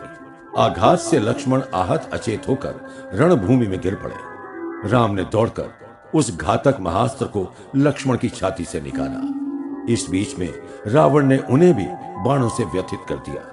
उसके बाद वो दूसरा रथ लेने चला गया। लक्ष्मण की दशा मृत जैसी हो गई थी। राम अत्यंत दुखी होकर वानर यूथपति सुषेण से बोले, सुषेण, यदि लक्ष्मण मर गए तो मैं अयोध्या का राज्य लेकर क्या करूंगा? स्त्रियां और बंधु बांधव तो जगह जगह सुलभ है, पर मैं वो स्थान नहीं देखता जहां भाई मिल सके। मैं लौटकर माता सुमित्रा को कौन सा मुंह दिखाऊंगा? जब लोग मुझसे पूछेंगे कि जो लक्ष्मण तुम्हारे पीछे पीछे गए थे वो कहां है, तो मैं क्या उत्तर दूंगा? राम को अत्यंत व्याकुल देखकर सुषेण ने हनुमान द्वारा उन चमत्कारी औषधियों को फिर मंगवाया जिनका प्रयोग प्रथम दिन के युद्ध में किया गया था। उन्हें सूंघते ही लक्ष्मण उठ बैठे और थोड़ी ही देर में पहले की तरह स्वस्थ हो गए। इतने में दूर पर रावण दूसरे दिव्य रथ में आता दिखाई पड़ा। राम धनुष बाण लेकर उठ खड़े हुए और अपने साथियों से बोले, वीरों, जिस कार्य के लिए यह विराट आयोजन किया गया था वो आज अवश्य पूरा हो जाएगा। हम दोनों में से अब एक ही शेष रहेगा। आज या तो मैं रावण को मार डालूंगा अथवा वही मुझे मार डालेगा। उसी समय सहसा इंद्र सारथी मातली वहां इंद्र का अत्यंत सुसज्जित रथ लेकर आ पहुंचा। उसने राम से हाथ जोड़कर निवेदन किया, वीराग्रणी राम, इस महान लोकोपकारी कार्य में आपकी कठिनाई का अनुभव करके देवराज इंद्र ने आपके लिए अपना दिव्यतम रथ धनुष्मान और शक्ति तथा कवच सहित भेजा है। कृपया इसे स्वीकार करें। राम उन युद्ध साधनों से सज्जित होकर इंद्र के रथ में बैठे। रावण अपने तेज से दिशाओं को आलोकित करता हुआ पहुंचा। दोनों महारथियों में द्वैरथ युद्ध प्रारंभ हो गया। दोनों ओर से क्षण क्षण पर दिव्यास्त्रों की बौछार होने लगी। महापराक्रमी रावण ने मातली को तथा इंद्र के रथ के घोड़ों को बाणों से बींध डाला और देखते देखते रथ की पताका भी काटकर गिरा दी। राम उसके अनवरत प्रहारों से ऐसे व्यथित हो गए कि उन्हें धनुष पर बाण चढ़ाने में भी कठिनाई होने लगी। रामचंद्र को रावण राहु से ग्रसित देखकर सबको अत्यंत दुख हुआ। उसी समय रावण ने उच्च स्वर में खड़ा रह राम, खड़ा रह कहते हुए एक महाभयंकर शूल चलाया। राम किसी भी अस्त्र से उसका निवारण नहीं कर सके। तब उन्होंने इंद्र की भेजी हुई शक्ति छोड़ी। उसके आघात से रावण का शूल टुकड़े टुकड़े हो गया। रावण ने बड़ी शीघ्रता से पुनः प्रहार किया। आकाश में उसके बाणों की सहस्रों धाराएं दिखाई पड़ने लगी। राम भी बुरी तरह घायल हो गए, लेकिन मैदान में डटे ही रहे। उन्होंने दुर्वार्य अस्त्रों से रावण के सिर और हृदय पर आघात किया। रावण का सिर चकराने लगा। वो मूर्छित होकर रथ में गिर पड़ा। राम ने तत्क्षण प्रहार बंद कर दिया। रावण का सारथी अपने स्वामी के प्राण बचाने के लिए रथ को वहां से दूर भगा ले गया। सचेत होने पर रावण अत्यंत क्रुद्ध होकर सारथी से बोला, अरे पामर, तूने ये क्या किया? क्या तुझे ये पता नहीं कि मैं युद्ध से कभी पीछे नहीं हटता? तूने तो मेरी बहुत दिनों की कमाई कीर्ति ही नष्ट कर दी। जान पड़ता है कि तुझे शत्रुओं ने कुछ दे दिलाकर मिला लिया है। मुझे शीघ्र राम के सम्मुख ले चल। युद्ध में शत्रुओं को मारे बिना रावण नहीं लौटेगा। रावण वध। सारथी ने शस्त्रास्त्रों से परिपूर्ण रथ को वेग से बढ़ाया। उसे आते देखकर मातली ने अपने रथ को ऐसे चतुराई से हांका कि रावण का रथ राम की बाईं ओर गिर पड़ा। राम रावण सिंहनाद करके द्वैरथ युद्ध में प्रवृत्त हुए। दोनों में संहारक महास्त्रों के टकराने से क्षण क्षण पर भीषण नाद और अग्निस्फोट होने लगा। आकाश के नीचे बाणों का एक दूसरा आकाश ही बन गया। दिशाओं में आग सी लग गई। राम रावण का वो संग्राम ऐसा अद्भुत था कि दोनों ओर के सैनिक आश्चर्यचकित होकर उसे देखने लगे। देवता, गंधर्व और महर्षि आदि भी दूर से उस अभूतपूर्व युद्ध को देखकर परस्पर कहते थे कि आकाश की उपमा समुद्र से और समुद्र की उपमा आकाश से दे सकते हैं, लेकिन राम रावण के युद्ध की उपमा राम रावण के युद्ध से ही दी जा सकती है। राम रावण दोनों ही उस दिन अपना संपूर्ण बल विक्रम दिखा रहे थे। दोनों रुधिर से नहाए जैसे लगते थे। उनके बाण ही नहीं, रथ भी बार बार टकरा जाते थे। रावण की आज्ञा से उसके सारथी ने रथ को राम के सामने भिड़ाकर खड़ा कर दिया। वो निकट से प्रहार करने लगा। राम और मातली दोनों उसके प्रहारों से क्षत विक्षत हो गए। राम रावण का द्वैरथ युद्ध पूरे 24 घंटे अविराम गति से होता रहा। राम बारंबार महान उद्योग करके भी शत्रु को पीछे नहीं हटा सके। वो बाणों के अतिरिक्त गदा, मूसल, शूल, चक्र, वृक्ष, शिलाखंड आदि आयुधों से निरंतर प्रहार करता रहा। रावण का रणोन्माद देखकर मातली राम से बोला, वीरवर राम, आप इस प्रकार असावधान होकर युद्ध क्यों कर रहे हैं? आप ब्रह्मास्त्र का प्रयोग कीजिए। रावण को अन्य किसी अस्त्र से आप नहीं जीत सकते। तब राम ने भगवान अगस्त्य से प्राप्त सूर्यवत जाज्वल्यमान वज्राधिक तीक्ष्ण विषधर सर्पतुल्य भयंकर ब्रह्मास्त्र को अभिमंत्रित करके धनुष पर चढ़ाया और रावण को लक्ष्य करके पूरी शक्ति से मुक्त कर दिया। मृत्यु सा आवार्य वो महास्त्र रावण के लाख प्रयत्न करने पर भी नहीं रुका और उसके हृदय को विदीर्ण करके पृथ्वी में समा गया। महातेजस्वी रावण टूटे पहाड़ की तरह रथ से पृथ्वी पर गिर पड़ा, जिसके भय से यम और इंद्र भी कांपते थे। जिसने बलपूर्वक कुबेर का पुष्पक विमान छीन लिया था, जिसका लोहा सभी देव और असुर मानते थे। वो लोक को रुलाने वाला महाप्रतापी लंकेश्वर रावण रणभूमि में सदा के लिए सो गया। उसकी बची हुई सेना हाहाकार करती भाग गई। राम सेना में विजय दुधुम्बी बजने लगी। वानरों के जय घोष से आकाश थर्रा उठा। राम ने लंका को जीत लिया। उनका और उनके साथियों का उद्योग सफल हो गया। रावण वध से देवताओं और ऋषि मुनियों को असीम हर्ष हुआ। वो चारों ओर से राम को बधाई देने दौड़ पड़े। सबने बारंबार उनकी स्मृति करके कहा, महाराज, आप मनुष्य नहीं, विष्णु भगवान के अवतार हैं। इस पर राम सहज भाव से बोले, आप लोग जो भी कहें, मैं तो अपने को केवल एक मनुष्य और दशरथ का पुत्र राम ही मानता हूं। उधर रावण के मरते ही समस्त लंका में घोर रुदन क्रंदन मच गया। झुंड की झुंड स्त्रियां रोती, सिर पीटती बाहर निकल आईं और मृत स्वजनों को ढूंढ ढूंढ कर दारुण विलाप करने लगी। उनमें रावण की सभी पत्नियां भी थीं। उस समय विभीषण की आत्मीयता भी जाग उठी। वो रावण के शव के पास बैठकर बोला, भैया, आज मैं तुम्हारी क्या दशा देख रहा हूं। तुम लंका को सूनी करके हमसे सदा के लिए बिछुड़ गए।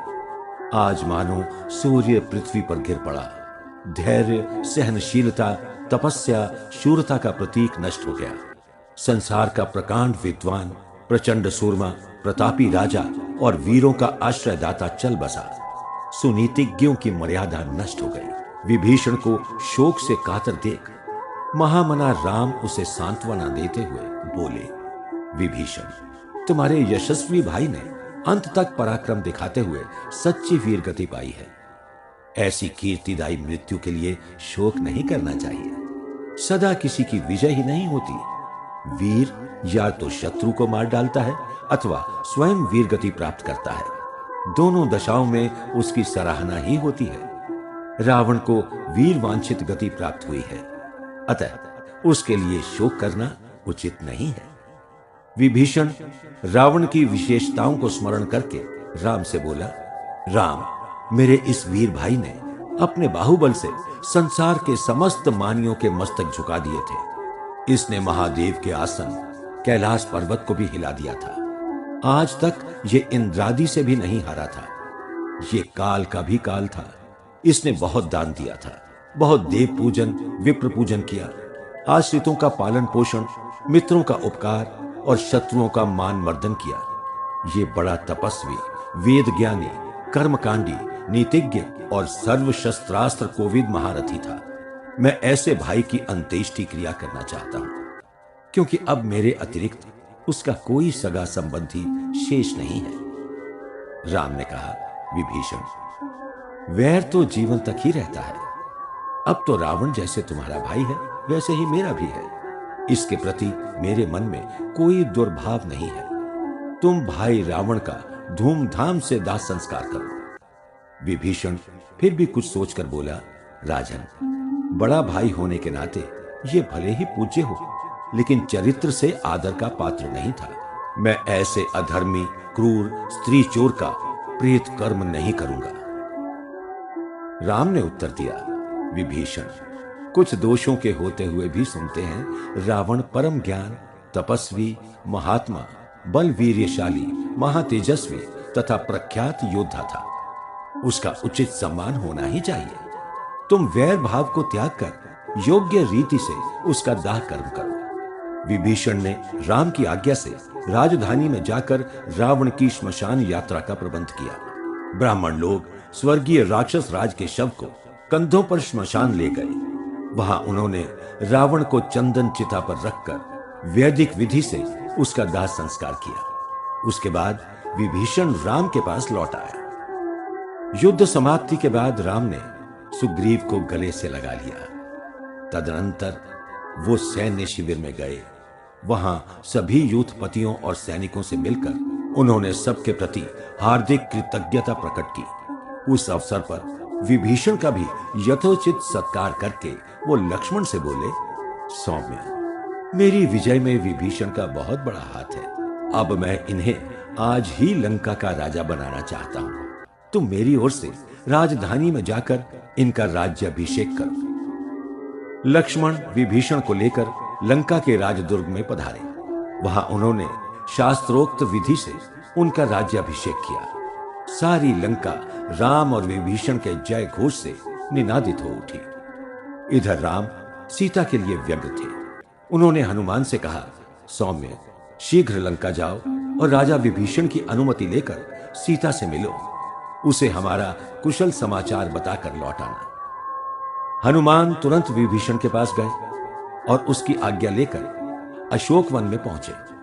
सीता को देखते ही उन्होंने आदर पूर्वक प्रणाम किया, लेकिन वो हर्षातिरेक के कारण एक शब्द भी नहीं बोल सकी।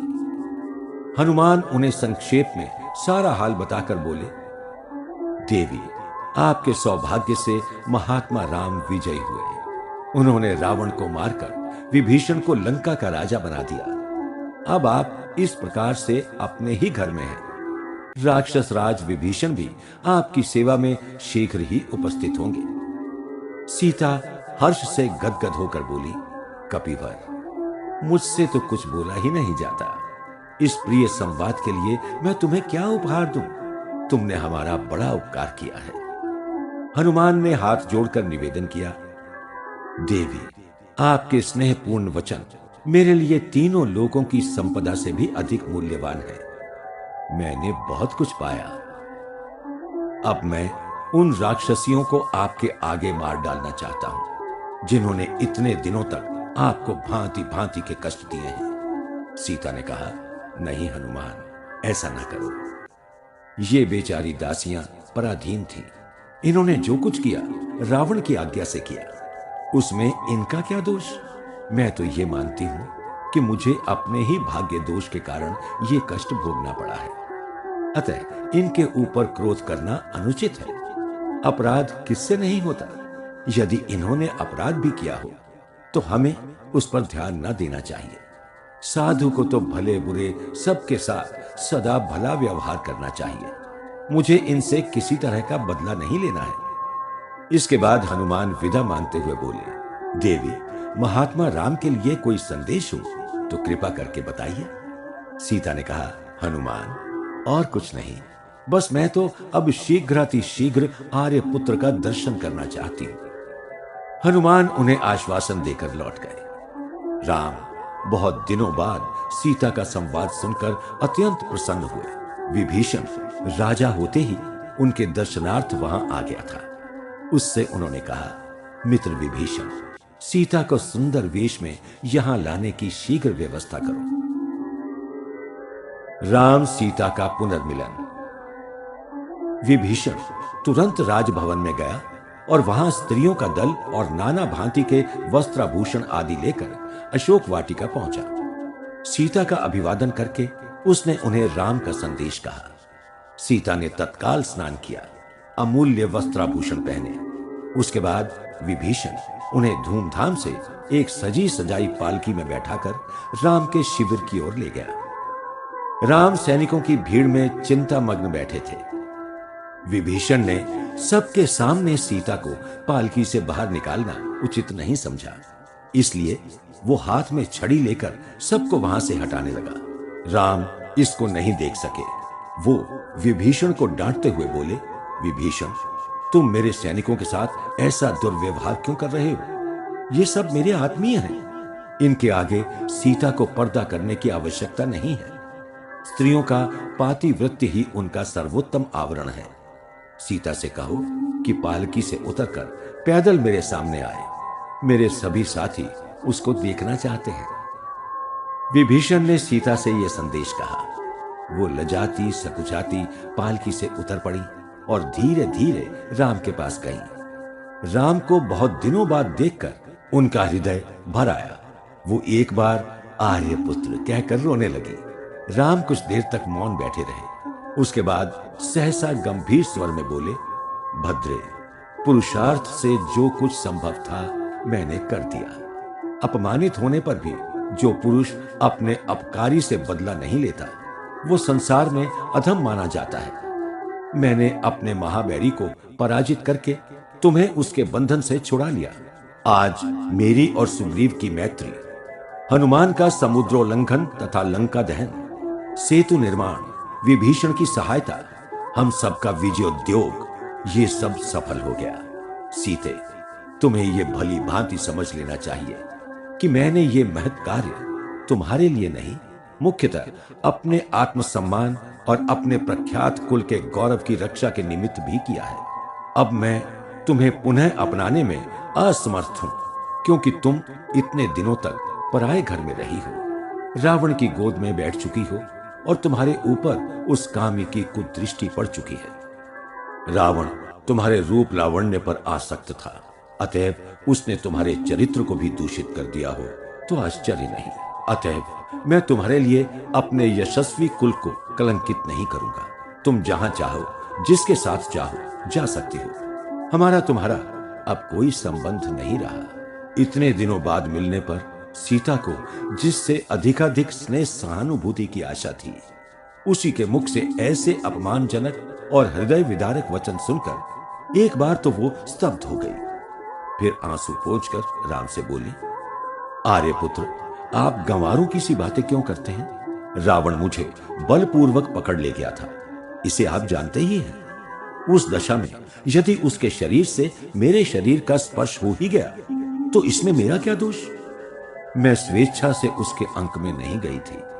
यद्यपि मेरा शरीर पराधीन था, लेकिन मन तो उस समय भी आप ही में लगा था। आज मेरे चरित्र पर मिथ्या कलंक लगाकर आपने मुझे जीते जी मार डाला। यदि मुझे त्यागना ही था तो हनुमान द्वारा पहले ही कहला देते, मैं उसी समय प्राण त्याग देती, तब आपको इतना कष्ट भी ना उठाना पड़ता। आज तो आपने मुझे तुच्छ स्त्रियों की श्रेणी में रख दिया है। आपको इसका भी ध्यान नहीं है कि मैं राजा जनक की कन्या और आपकी धर्म पत्नी हूं। आपकी दृष्टि में मेरे शील सदाचार का कुछ भी मूल्य नहीं है। यशस्विनी सीता राम से इतना कहकर लक्ष्मण से बोली, लक्ष्मण, तुम मेरे लिए शीघ्र चिता बनाओ, ऐसे दुख की वही औषधि है। मिथ्यापवाद के साथ जीवित रहने की अपेक्षा मर जाना ही श्रेयस्कर है। मैं पति देव के आगे ही इस तिरस्कृत जीवन का अंत कर दूंगी। लक्ष्मण इन बातों से बहुत दुखी थे। सीता की आज्ञा सुनकर उन्होंने राम की ओर देखा। उनकी भी वैसी ही इच्छा जानकर उन्होंने बिना प्रतिवाद किए चिता बना दी। उस समय तक वहां बहुत से लोग जमा हो गए थे। सीता राम की परिक्रमा करके प्रज्वलित चिता के समीप गई और उपस्थित ब्राह्मणों का अभिवादन करके बोली, सूर्य, चंद्र, पवन, पृथ्वी, दिशाएं, ये सब मेरे चरित्र के साक्षी हैं। यदि मेरा आचरण शुद्ध हो, यदि मैंने मन, वचन, कर्म से राम के अतिरिक्त अन्य किसी का चिंतन न किया हो, तो सब लोगों के साक्षी अग्निदेव मेरी रक्षा करें। ये कहती हुई शुद्धाचारिणी महासती सीता चिता में प्रवेश कर गईं। चारों ओर से लोग हाहाकार करके बोल उठे, सीता निर्दोष है। राम की आंखों में आंसू छलछलाए। उनकी अंतरात्मा भी कह उठी कि सीता सर्वथा शुद्ध है। अग्नि परीक्षा द्वारा सीता के चरित्र की शुद्धता प्रमाणित हो गई। राम ने तत्काल उठकर सीता को ग्रहण कर लिया और सबके आगे कहा, सीता सब प्रकार से शुद्ध और सदाचारिणी है, इसमें संदेह नहीं। लेकिन यदि मैं इसे यूं ही अपना लेता तो लोक में मेरी बड़ी निंदा होती। राम सीता के पुनर्मिलन से सबको हार्दिक आनंद हुआ। राम ने मित्रों सहित वो रात वहीं बड़े सुख से व्यतीत की। दूसरे दिन प्रातःकाल विभीषण जब उनसे मिलने आया तो वो पैदल अयोध्या लौटने की तैयारी कर रहे थे। विभीषण ने उनसे अत्यंत आग्रहपूर्वक लंका में ठहरने का अनुरोध किया, लेकिन वो नहीं माने। वनवास की अवधि समाप्त हो चली थी। राम का मन स्नेही स्वजनों से मिलने के लिए व्यग्र हो उठा था। विभीषण को आग्रह छोड़ना ही पड़ा। वो स्वयं लंका गया और राम की यात्रा के लिए विश्वकर्मा का बनाया हुआ सुंदर सुविशाल पुष्पक विमान ले आया। वो विमान देखने में एक सुसज्जित नगर सा लगता था। उसमें अनेक मंडप, आसन तथा झरोखे आदि बने थे। विभीषण उसको राम की सेवा में उपस्थित करके नम्रता से बोला, मानद राम, मेरे योग्य कोई सेवा हो तो कहिए। राम कुछ सोच विचार कर बोले, राक्षसेंद्र, इन योद्धाओं ने हमारी बड़ी सहायता की है। इस दुर्विजय लंका को हम इन्हीं की सहायता से जीत सके हैं। मेरे रहते रहते तुम इन्हें यथेष्ट पुरस्कार देकर संतुष्ट कर सको तो मुझे हार्दिक प्रसन्नता होगी। इनका ऐसा आदर सत्कार करो कि ये सदा सर्वदा तुम्हारे कृतज्ञ बने रहें। विभीषण ने ढेर के ढेर मणि, रत्न, स्वर्ण और वस्त्र आदि मंगवाकर वानरों को भेंट उपहार से संतुष्ट कर दिया। इसके बाद सीता और लक्ष्मण को साथ लेकर राम पुष्पक विमान में बैठे और सुग्रीव, विभीषण तथा समस्त यूथपतियों और सैनिकों के प्रति कृतज्ञता प्रकट करके उनसे विदा मांगने लगे। उस समय सुग्रीव, विभीषण तथा वानर सेनापतियों ने भी अयोध्या तक जाने की इच्छा प्रकट की। राम ने उन्हें सहर्ष विमान में बैठा लिया। कुबेर का दिव्य विमान हंस जैसे पंखों को फैलाए वेग से अयोध्या की ओर चल पड़ा। विमान पर से राम ने सीता को वो स्थान दिखाए जहां युद्ध में अगणित वानरों और राक्षसों का संहार हुआ था।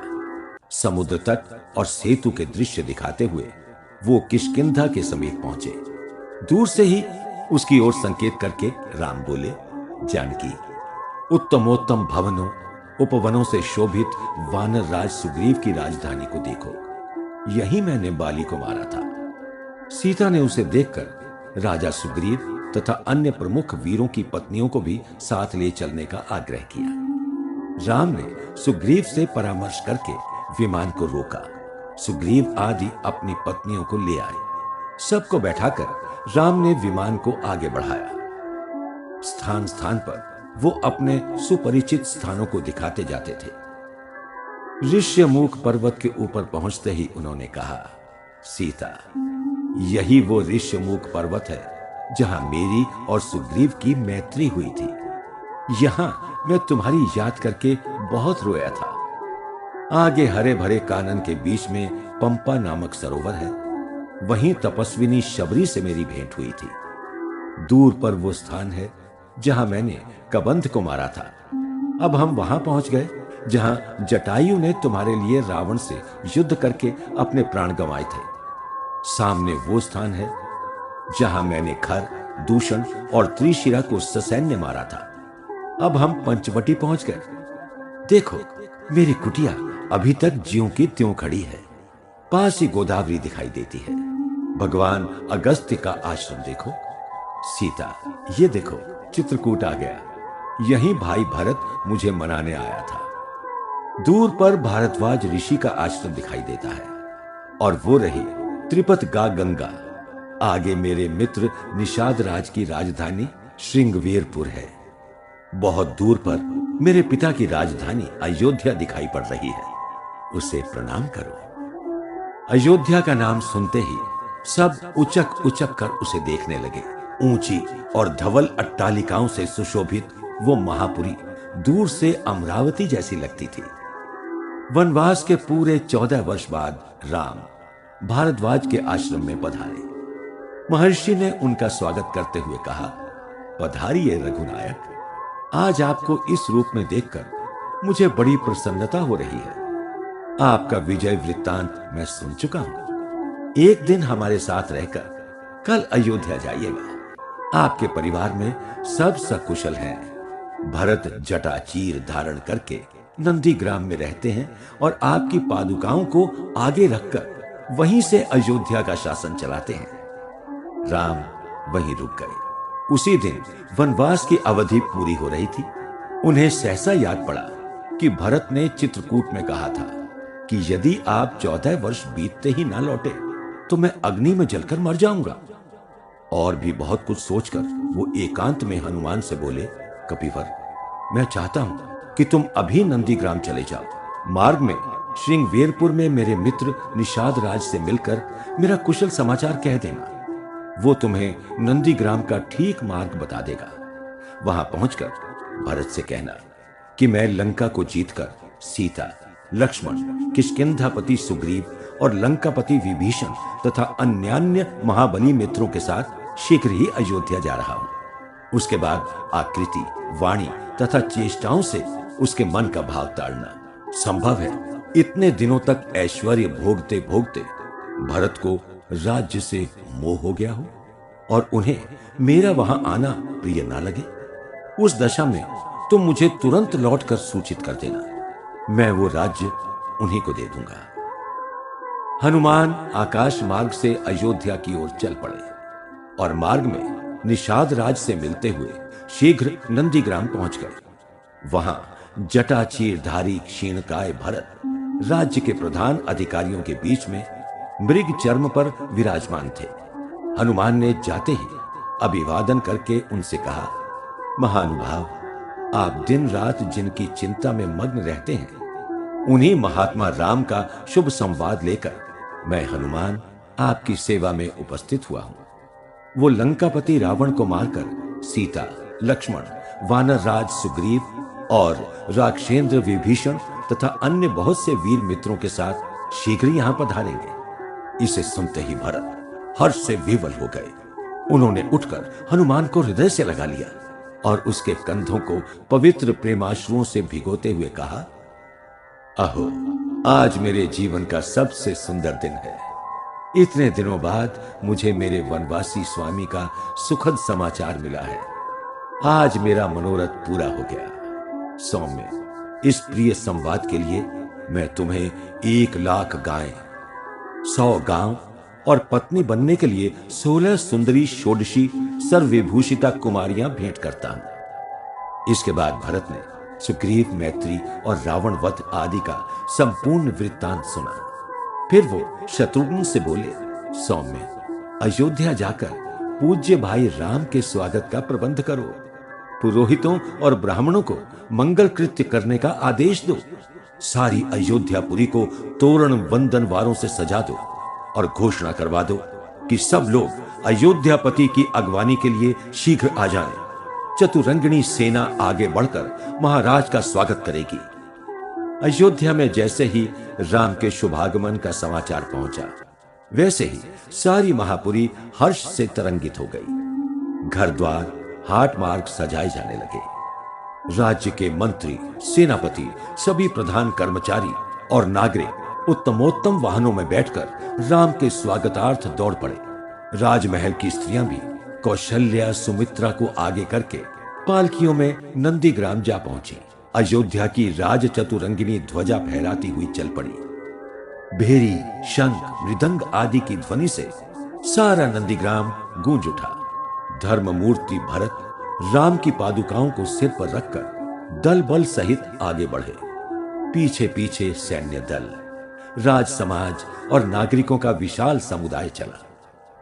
पुरवासियों के गगन भेदी हर्षनाद, मंगल वाद्यों की ध्वनि तथा हाथी, घोड़ों और रथों के शब्द से मार्ग में कोलाहल मच गया।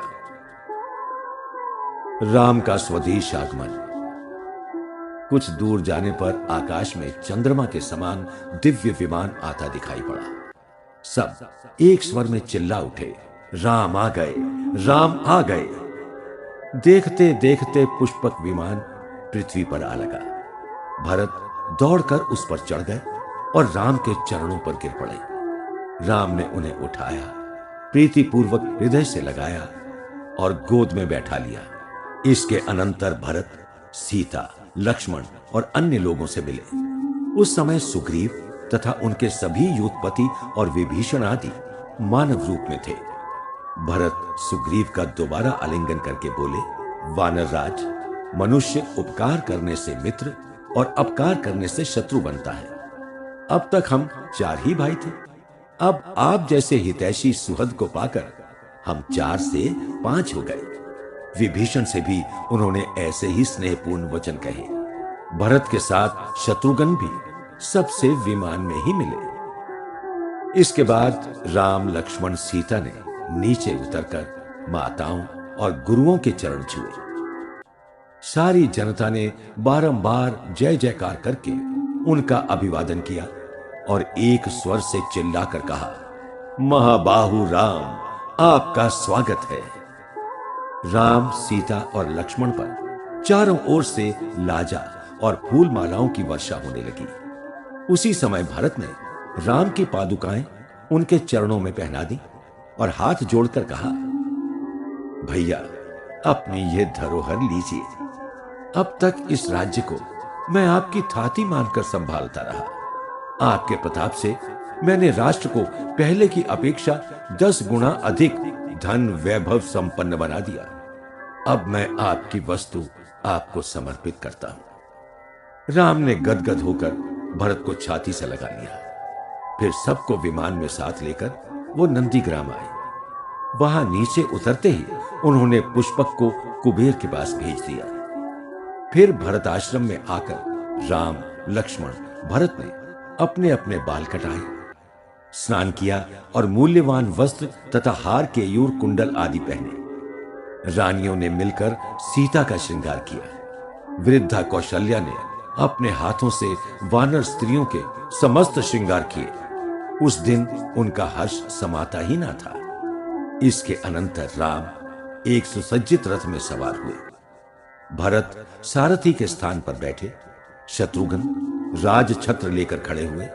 एक ओर से लक्ष्मण और दूसरी ओर से विभीषण चंवर डुलाने लगे। इस तरह राम पूरे ठाठ से दल बल सहित अयोध्या की ओर अग्रसर हुए। सुग्रीव और हनुमान आदि दिव्य वस्त्राभूषण पहनकर सुसज्जित गजराजों पर चले। राम के पीछे अपार जनसमूह उनका जयगान करता चल पड़ा। पूरे 14 वर्ष बाद राम ने धूमधाम से अपनी राजधानी में प्रवेश किया। सारी नगरी उल्लासमयी थी।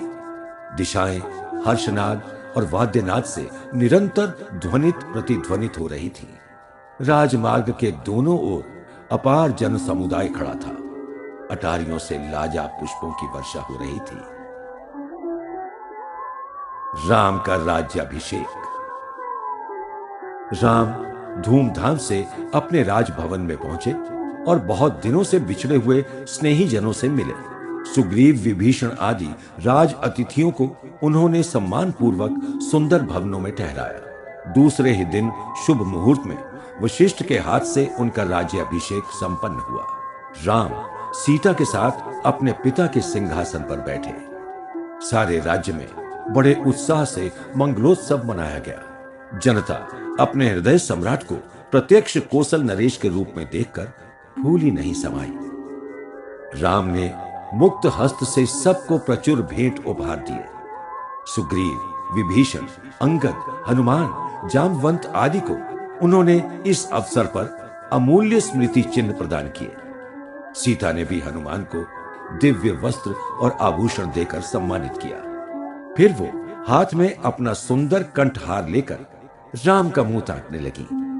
राम उनके अभिप्राय को जान गए और बोले, सौभाग्यशालिनी, जिस किसी पर तुम सर्वाधिक प्रसन्न हो उसी को ये दे दो।